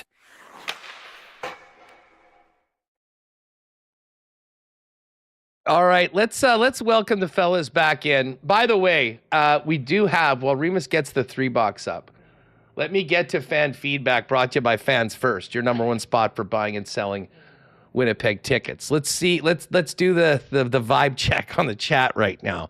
By the way, no fees at Fans First. What you see is what you pay. And Bomber tickets now on Fans First. We know how tough they've been to find. If you're having a tough time finding them, or you need to sell a couple, fansfirst.ca. How are you feeling about the Samberg Jets arbitration filing? Number one is $6 million. Samberg is dreaming, 9%. Jets are undervaluing him, 22%. Classic arbitration standoff, 59%. And then 10%, this could get ugly real fast. Great selections from Remo for this. So 6 out of 10 people still realizing that this is all part of the process. Some other opinions in there right now. And again, the 21% on Jets are undervaluing him. We really have no idea. I don't know how anyone can say that because we don't know what what they're offering on a long-term deal. It's important to note that those arbitration numbers are for a 1-year deal, and a 1-year deal that is not a UFA year. So it will be significantly less on a 1-year deal than anything they would sign that would include next year and beyond. Keep them coming, and your comments in the chat. Fans first, by fans, for fans. No fees. All right, Remo's been with us all the way. Connor joins us now. Connor, let me hit you. I put this out right off the bat. What is giving you more angst right now? The fact that we're 48 hours away from a Dylan Samberg arbitration with no deal and now the numbers are coming out? Or is it the recent performance of our Winnipeg Blue Bombers coming off their 3rd straight loss in Toronto on the weekend? That is a tough one, Huss. I gotta say, I'm a big Samberg guy, so I'm taking Samberg in that. That has long-term implications, and the Bombers have been good for a long time. It's a bit of a losing streak. Maybe it's our turn to lose. We can take that angle as well. I'm taking Dylan Samberg. And yeah, the biggest thing for me today, Huss, is that people are claiming they know how arbitration works, but then will say things like the Jets are undervaluing Dylan Samberg, where I'm shocked that that's how this works. Yes, they offer $2.5 million. This lawyer, the arbitrator, is going to go right down the middle. It's going to be 4.25 if they make it arbitration. That's how it's a 1-year deal. The offer is not $2.5 million. And maybe the number that Samberg's looking for is higher than $6 million on an 8-year deal. And people are saying, well, if it's $6 million, why don't they just offer him $6 million for 8 years? Well, again, if it goes to arbitration, they're just going to draw this line right down the middle, and it's going to be 4.25 because that's how this works. One team goes low, one team goes high, and we've seen it with the Jets before. You brought up Jacob Trouba, $4 million, $7 million, right in the middle, 5.5. Andrew Copp, 2.9, 1.5, right in the middle. This is just how that works.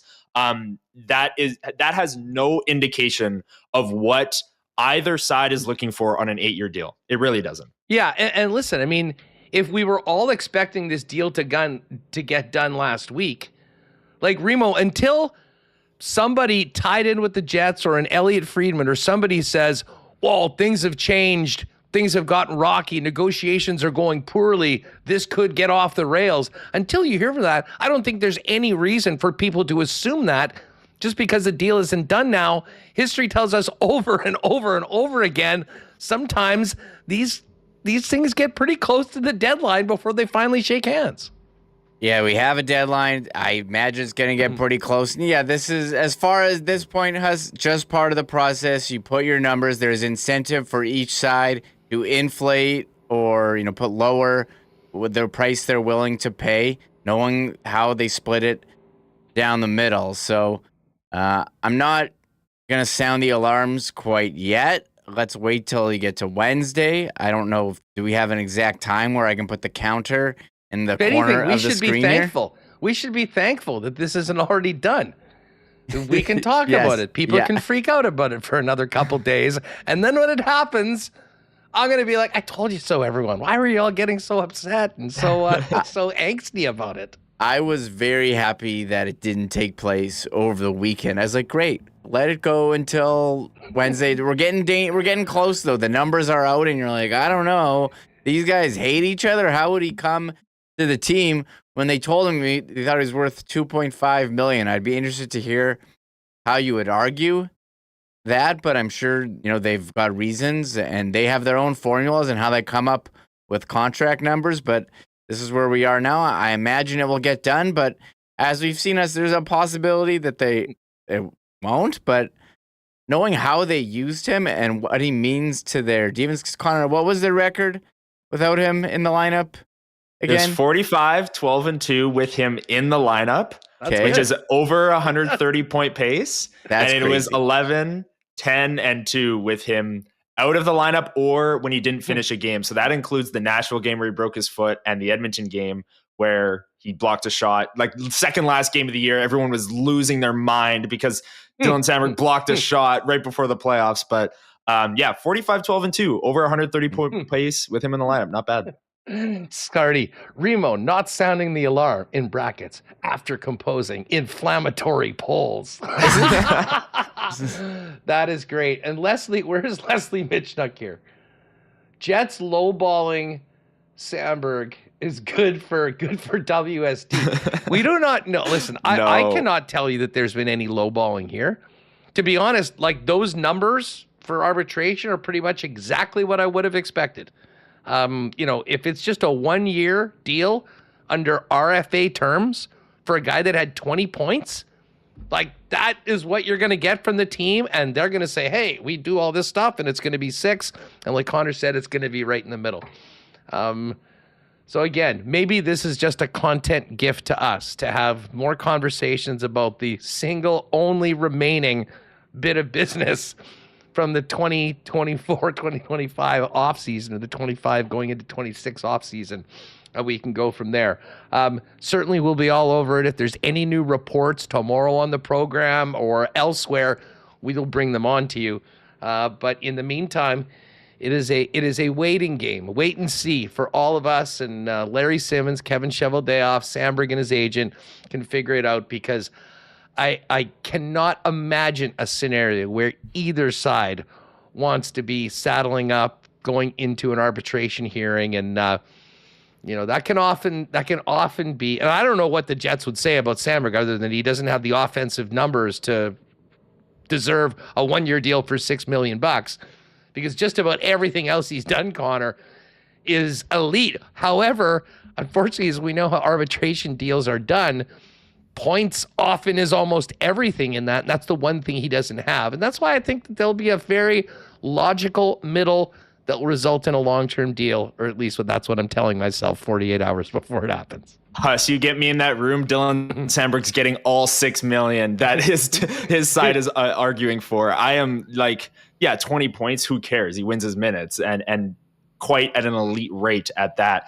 I will say also, I think part of the freak out here is like, we all thought, we said it a few weeks ago, looking at Velarde and Samberg, who would be easier. We both picked, or all three of us picked, Samberg being the easier one.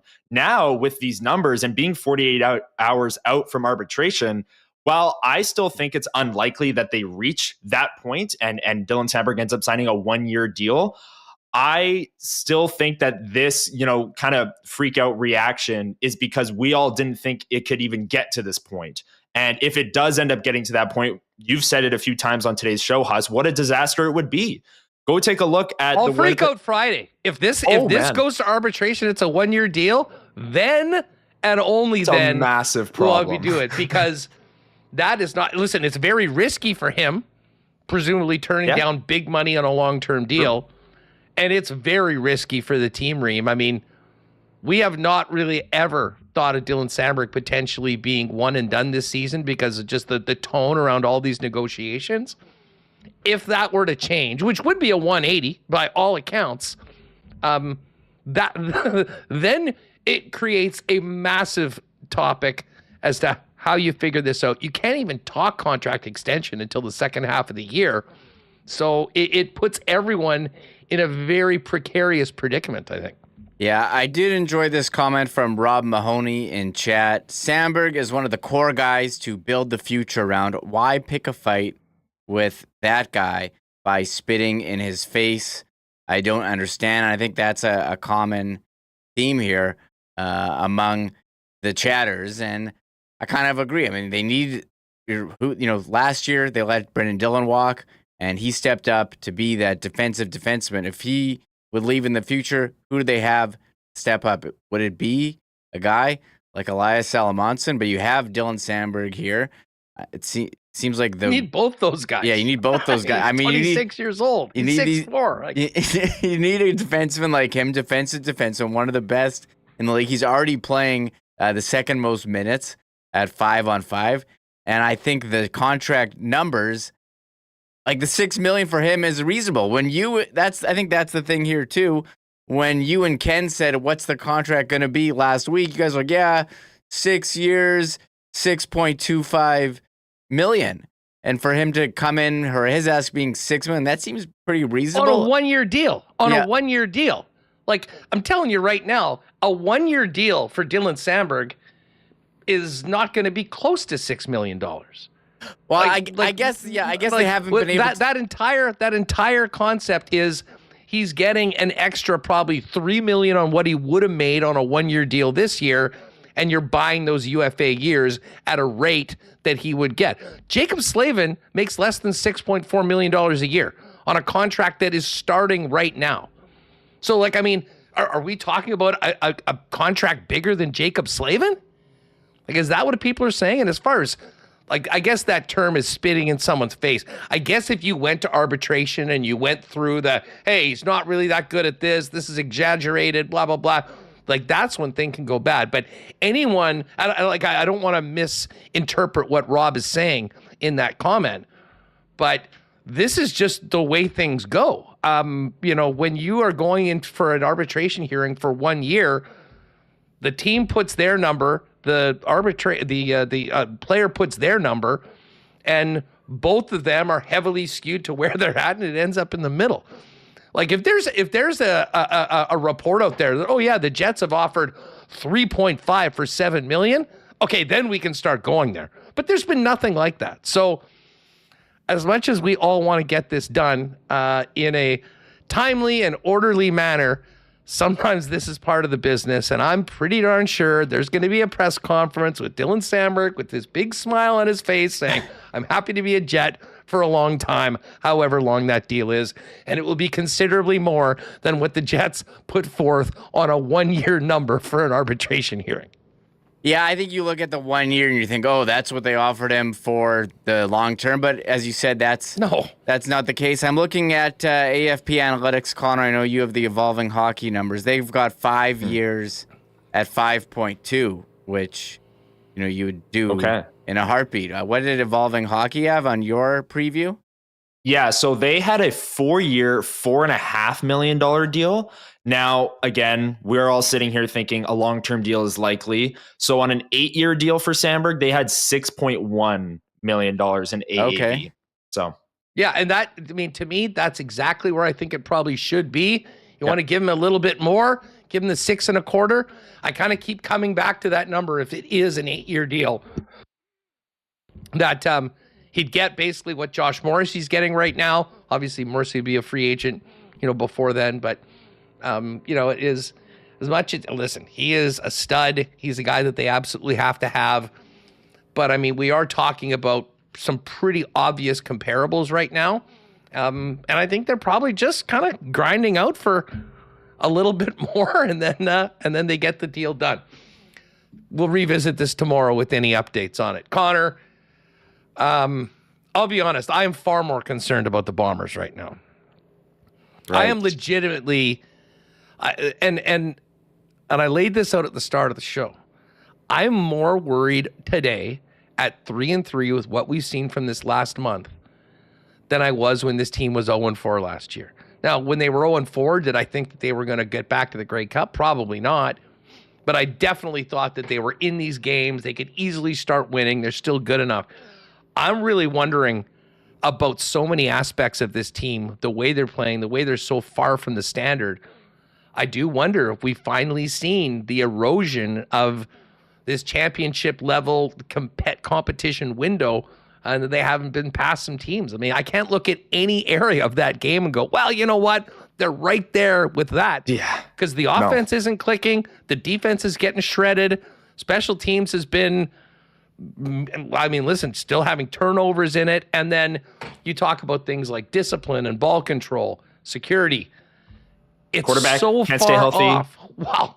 Like, I mean, the quarterback situation overall is a story that, like, Reem, you remember me talking in the offseason about this, got into like Taylor Elgersma, and, we were talking about a succession plan and what would happen if Zach Collaros went down at a key point this season. Do they have the guys to get it done? And I argued, no. I love Streveler. I think he does a lot for a team. But, I mean, to me, I'm worried that Zach is losing a battle with Father Time, and behind him, they just simply don't have the horses at the QB position in case Zach isn't able to go. Yeah, protection, certainly an issue. The Stanley Bryant injury, factor. You're seeing the hits that he's taken, and we haven't heard a ton. I do wonder if maybe it was precautionary with the bad weather, with the poor footing, that they said, okay, Zach, you know what? We're down, not going well. We'll see you. And even if you're in that situation where you're afraid to play a guy because of the weather, at that point, that's a concern. But we said it's the neck from the hit against Calgary. And Streveler came in. Look, he looked pretty good in that first game. He had a lot of time to prepare. Coming in as a backup, mid-game, different story. But I think also you look at the Bombers' first three opponents versus their last three. We've got Calgary twice, who was beating everyone, and although Toronto 1-5, they're the Grey Cup champions, and BC and Edmonton look to be a step below a lot of the league. So I'm kind of unsure about the Bombers. I think it seems like they're behind. They should be a playoff team, but they're just not at that level right now of Calgary, and Hamilton's looking pretty good, and Saskatchewan. Dude, Hamilton did us a big favor last night. I'll say this. You're mentioning BC. Like, I'm not, and I know the Bombers beat them twice early in the season, and they don't play them again this rest of the year. Like, I mean, they looked pretty good last night. Bo Levi. And here's the thing, Connor. Like, I watched that game last night, that offensive performance by both of these teams. And even if everybody is in the lineup and everything goes well for the Bombers, I have a hard time believing that this team can go toe-to-toe with teams like that. And those teams aren't even in the upper tier right now. Well, I guess Hamilton probably is. But you got another group of Montreal and Saskatchewan and Calgary right now. And, as they say, this is a very weird conversation to have because of the standard that this team has set for so long. Yeah, and Huss, you mentioned, this year at 3-3 versus last year at 0-4 and 2-6. That was a question that came up in our WST Bombers report. You can check that out on the channel this morning. Me and Zach Schnitzer, almost an hour, kind of, breaking down what we're seeing with the Bombers, because there's a lot to get to. He said he's doing okay. I believe him. He talked it out. He's good. It was tough for sure. And look, you talk about that Ticats BC game. Neither of those two offenses, the final score was 37-33. Rourke and Bo Levi throwing the ball all over the field. Neither of those offenses were more efficient throwing the ball than the Bombers have given up the last 3 weeks to the Stamps twice and then the Argonauts. Yards per attempt. So every time the opposing QB drops back to pass in the last 3 weeks, they've gotten over 10 yards per attempt. On average, when they drop back, they're getting a first down. Calgary twice and Toronto. It's happened all 3 times the last 3 weeks. It's ridiculous. I mean, the secondary, I think, is the biggest point of concern for me, along with the quarterback being unable to stay healthy. And we're getting to a point, Huss, where, the Bombers' run game is working. We can talk about whether or not they're using it enough. Brady Oliveira, 13 carries. I think they ended up as a team with 20 in the game on Saturday night. But if Zach Collaros isn't 100%, or there's even a chance that he's not going to make it through this game on Friday, you got to give Chris Streveler, I think, the week of practice with the ones. Because last time he had the week of practice with the ones, he looked pretty good against BC. And I'm not saying that he'll come out and, have a passing game that's similar to that. But they can't keep doing this. Let's try Zach out, gets hurt, Chris Streveler comes in midway through. That's not going to work long term. And the Zach Collaros thing, I mean, before the season started, they extended him another season. I share the same concern that you do, that maybe Father Time is catching up a little bit. He's losing zip on some of these throws. I mean, the second interception, that's got to hit Jared Stearns in the chest, and he can catch it and go down. It's high. He gets crushed. Yeah, it bounces off a guy's helmet, but that's what happens when you miss high over the middle. So there's a lot of concern to go around with this Bombers team right now. And I am much more concerned at 3-3 this year than I was at 0-4 last year, because you mentioned it, Huss. Those games were close. And even last year, week 2, you mentioned that game against Ottawa. That was a funky game because if people remember, and they might in chat, there was like a 45-minute to an hour-long weather delay before a key third down. Yeah, so like, and then the 2 games later, goes to overtime. Zach Collaros doesn't finish out that game. Chris Streveler finishes it out. The other one, Vernon Adams has the game of his life. He has like over 400 yards passing, and BC beats Winnipeg by 2 points. Like, these games were close. These ones are not, and there's a lot of concern to go around, and there's really not much the Bombers can hang their hat on outside of, Nick Dembski, Brady Oliveira, maybe, as players who are playing up to the standard we've been accustomed to. It's going to be very interesting to see how things look at practice tomorrow. First and foremost, who's behind center is QB1, and then some potential changes. I mean, you mentioned the defense, and I loved, like, the first 3 weeks. I mean, I was talking about Terrell Bonds after every game going, they found another diamond in the rough. And Bridges, these poor guys are getting torched. And when opposing offenses are consistently and confidently taking care of 2nd and 12, 2nd and 10, like when you do a good job on first down, it certainly is tough. And then, I mean, the other thing, Connor, that just compounded everything on Saturday was the fact that the defense couldn't get off the field.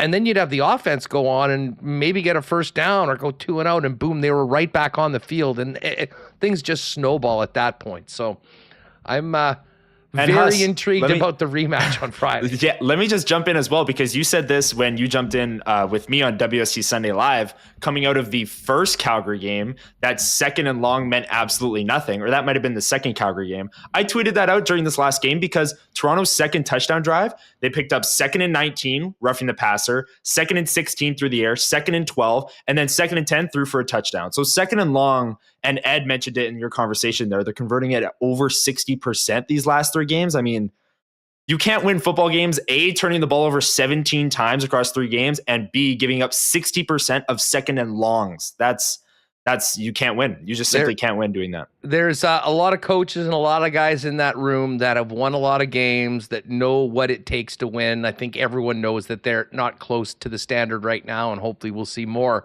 and a much better performance on Friday. As you mentioned, Connor, the latest WST Bomber Weekly with Connor and Schnitzy is up right now. Hit that up over on the YouTube channel, and you can certainly, on a weekly basis, fire questions, comments, hot takes to Connor and Schnitzy, and we'll have that for you Monday mornings right out of the weekend here on WST. Connor, thanks for jumping on today, dude.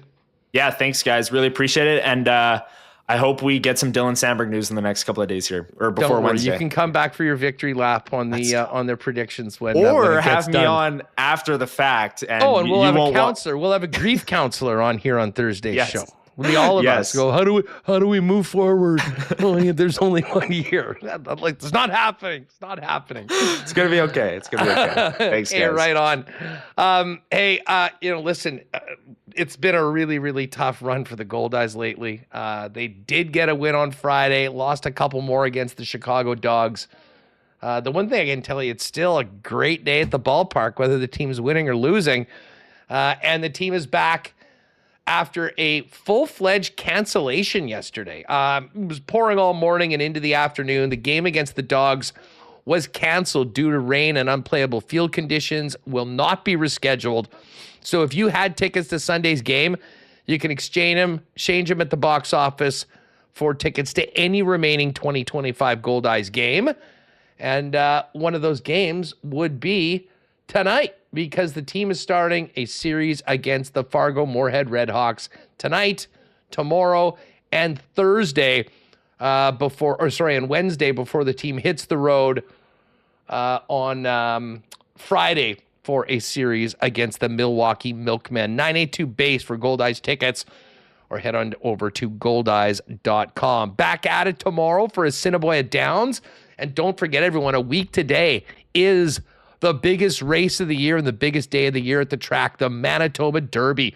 We'll have Darren Dunn jump on with us a little later on this week to chop up the run for the Derby on Monday.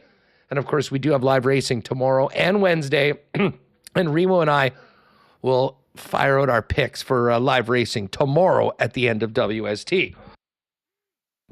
Breezy Bend Golf Report two things. Congrats to Kurt Kitayama. He won the 3M Open. In fact, former Jet captain Blake Wheeler was at the 3M Open on the weekend, obviously there in the Twin Cities. And we'll look forward to having the former captain and newly retired Blake Wheeler on the program later on this week. So do not miss that.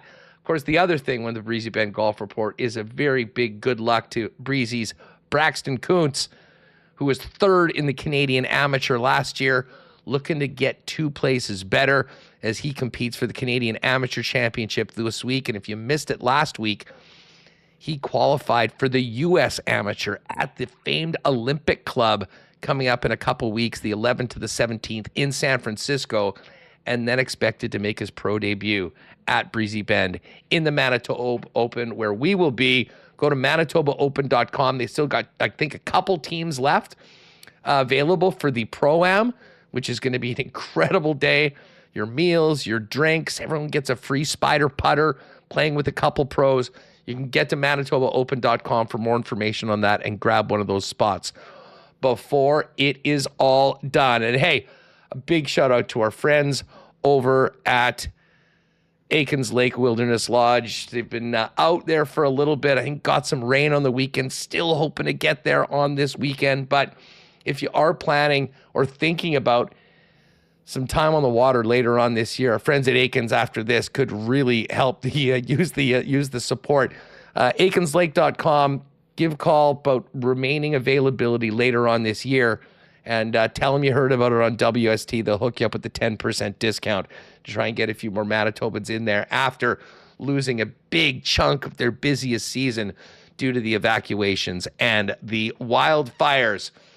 All right, Remo, let's get to the Coolbet lines. Just quickly, actually, before we get to the Coolbet lines, how about those Jays? We will touch on the Jays and the Coolbet lines, but as disappointing as what was happening with the Bombers on the weekend, it sure was fun for baseball fans watching the Jays win their first 3 of 4 against the Tigers, beating Tarek Skubal on Saturday night before finally him getting handed a loss yesterday, but still with a 5.5 game lead over the Yankees in the AL East. Yeah, that's what I was going to say. You look at the standings right now. The trade deadline is Thursday, and the deals are coming in. Will the Blue Jays add a couple other teams?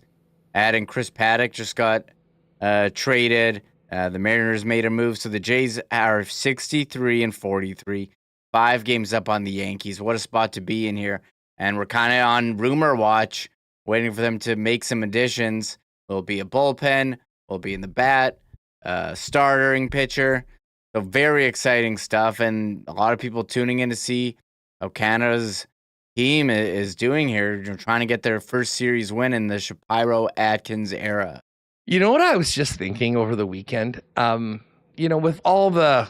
Listen, I don't want to fan the Flames or put any gas on them, but there's been all sorts of USA-Canada stuff under this latest Trump presidency and the tariffs and the booing the anthems and all that. Can you imagine what a big deal it would be if the Jays went on a run or the Jays went to the World Series and it was literally like the Jays, basically the national team of Canada, playing for America's pastime? I think it would be at a whole nother level, even with some of their incredible playoff runs or World Series wins before, just because of a lot of the climate around everything that's happened over the past year. Yeah, I wonder if you would have that Canada-U.S. rivalry to drive ratings like it did for hockey. With North Canada of the border, it would US. be that way. I don't know about south of the border. Here, it would be huge. Well, I think it gets overlooked that the Blue Jays actually have the biggest media market in all of baseball, with having the entire country. So I'm sure the ratings will be huge. It's very big for Sportsnet. You're getting, like 1 million people at least watching regular season games. I imagine playoff games will be very high as well. So, I mean, from business, and if you want to watch them and subscribe to Sportsnet Plus, they did jack up the rates just in time for the playoffs in September. So something to watch here. It is July 28. We're kind of in that time of summer where it's like, I put on Savannah Banana baseball the other day, just looking Oh, the bananas. for something to watch. Yeah. Did you see that guy faceplant on, he was on one of the morning shows on like CNN or something like that, and tried to do a backflip, was too early and just absolutely ate it? I didn't see that one, but actually, there are a lot of other, tennis. We're going to have some tennis talk. I see people mentioning Yes. Layla with the win, Summer McIntosh in action at the World. So there is some other stuff, but we are, in terms of the big major ones, baseball certainly catching our eye. No, from the weekend, it was the women's. Summer getting her first gold. She's going for 5 and is going to be going up against swimming legend Katie Ledecky in a couple of those.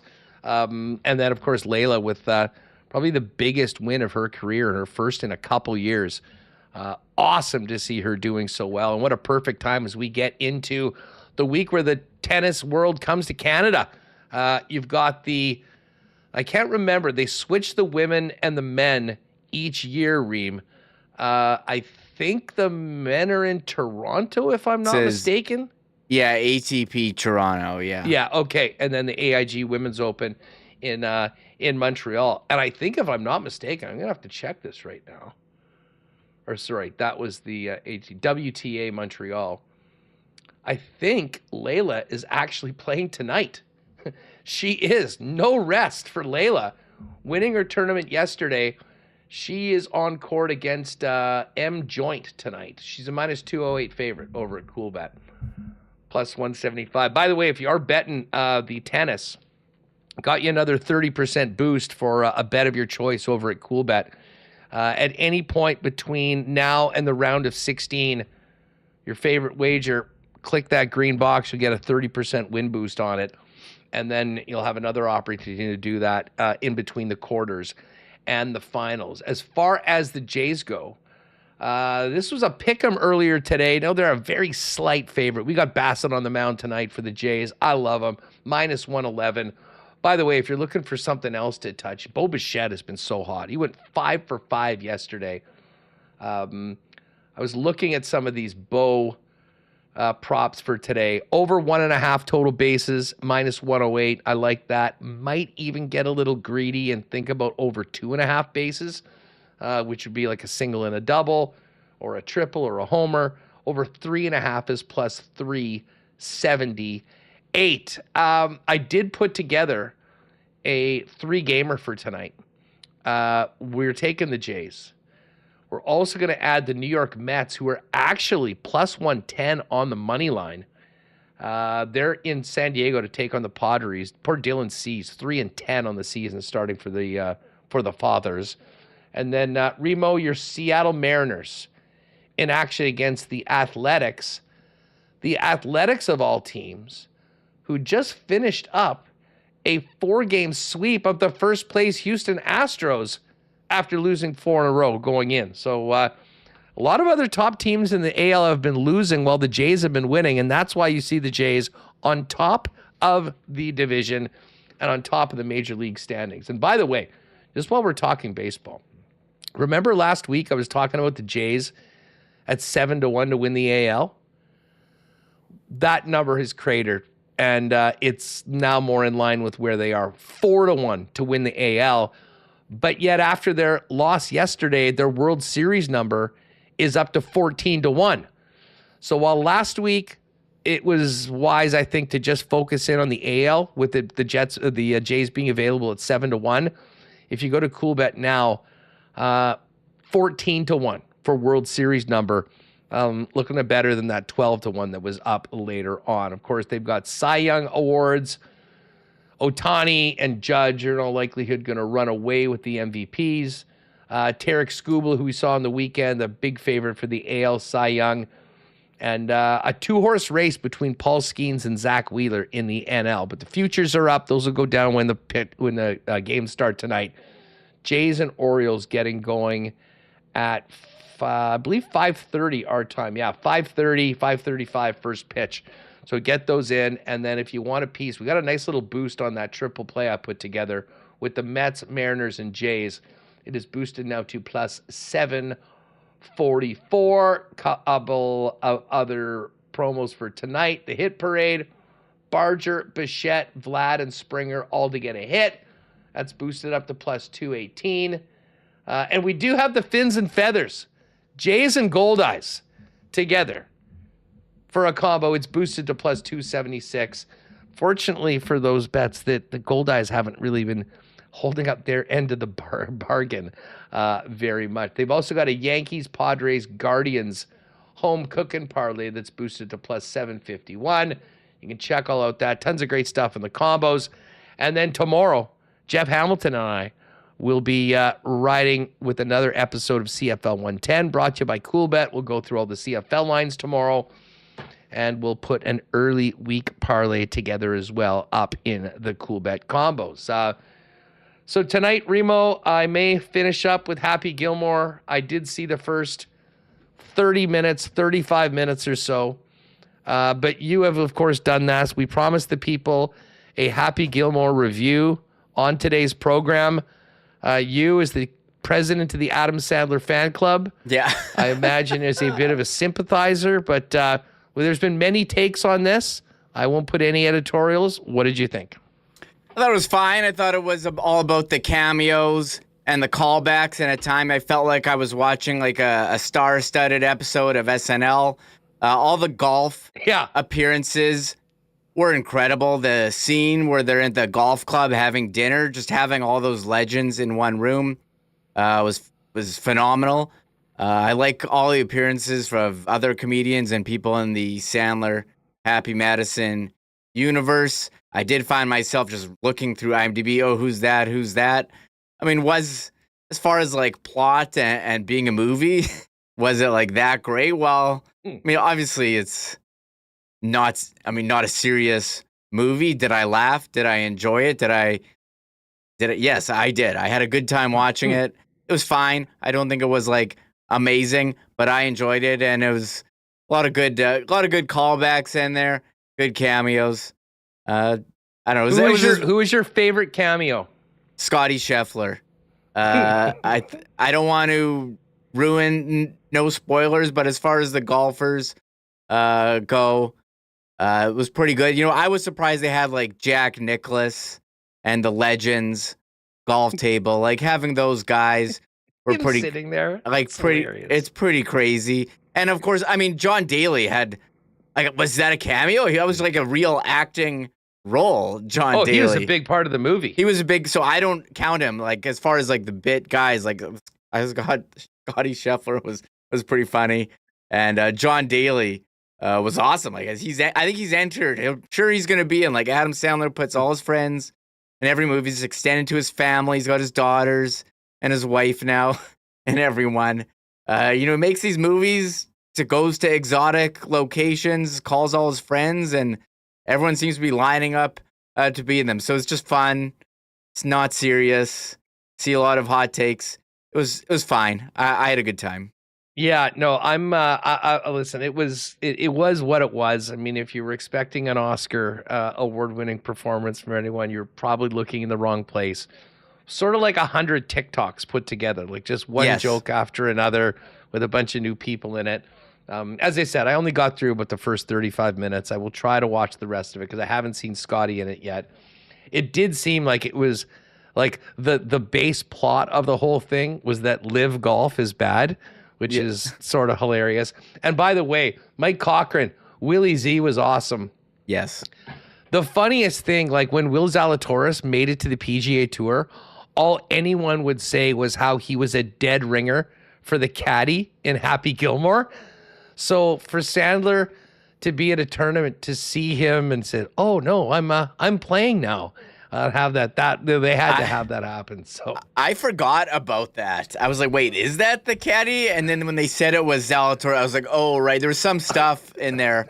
And I love how they have like, Vern Lundquist back on the commentary, and they're throwing it to Stephen A. Smith and Chris Berman's in there, and Dan Patrick. He's in every Sandler movie as well. It was just fun. Again, it's not groundbreaking stuff, and I don't think everything hits, but I had some laughs, and I had a good time. So I enjoyed it. I give it a thumbs up. I see everyone a lot of people watch it this weekend. I'm I'm kind of surprised. Oh, I think the numbers will be huge for it. Just with it being on Netflix, everyone has it already, right? It's not like you got to go out. Just like, oh, everyone's talking about this movie. I've got it right here. It'll be huge. Yeah, and it's funny. Everyone's coming up like their favorite callback. Scardy in chat's asking if the Volkswagen Beetle make an appearance, the one that ran him over. I don't think that it did, actually. And there was some good gags, some good callbacks. They had a nice tribute to the cast members who are no longer with us. So I enjoyed it. Who was Carl Weathers in the first one? Chubbs. Yeah, Chubbs. I did see the biggest miss was not having Tiger Woods as Chubbs' son. Well, the thing is, you don't know who they asked and who didn't want to do it. So like they referenced Tiger in the movie as saying, "Oh, the best golfer of the '90s were, Happy Gilmore, Shooter McGavin, and Tiger Woods." like the blending of reality and this fantasy golf world is comical. So I wonder if they asked him, because everyone else was like Rory McIlroy. They gave him some lines. Brooks Koepka, like Bryson. And Bryson just put it on his YouTube channel. Like he went golfing with Sandler and did his thing. So I might actually have to watch that now. Hey, Bryson's the king of YouTube golf content. He is awesome. Did not like people at Live Golf UK this weekend yelling to miss it. He said it did not have. Maybe they're getting ready for the Ryder Cup, but he didn't have the nicest welcome from people there as much as everyone else did. Joachim Neiman again, winning on the Live Tour this weekend. Well, we've got through today. Hopefully tomorrow we'll have some good news on Dylan Samberg. We've got basically 48 hours to get that done. Although maybe we just talk about it for one more day with everyone on the ledge and then hopefully talk them off of it when a contract is done. Needless to say, we'll stay on top of that. And we'll be all over Bomber practice tomorrow as well to find out exactly what may change heading into the rematch. And, of course, first things first, who's going to be playing quarterback and what is the status of Zach Collaros after he missed the second half on the weekend. We'll have CFL 110 tomorrow. Was another big weekend for the league on the field, on social media. I'm sure Jeff and I will touch on all of that tomorrow, so make sure to join us for CFL 110 and tomorrow right back here, 1 p.m. with a live edition of Winnipeg Sports Talk Daily. Once again, thanks to Connor and Remo, Sean Reynolds, and Ed Tait for jumping on. Great participation in the chat today. I always appreciate all of you. Hit that thumbs up button. Tell a friend about Winnipeg Sports Talk. Make sure you hit that subscribe. And definitely, we'll see you tomorrow, 22 hours or so from now, 1 p.m. right here on WST. Oh, my God! Oh! Shut it down! Let's go home! Thanks for tuning in to Winnipeg Sports Talk Daily. Make sure to subscribe on YouTube and your favorite podcast feed at winnipegsportstalk.com.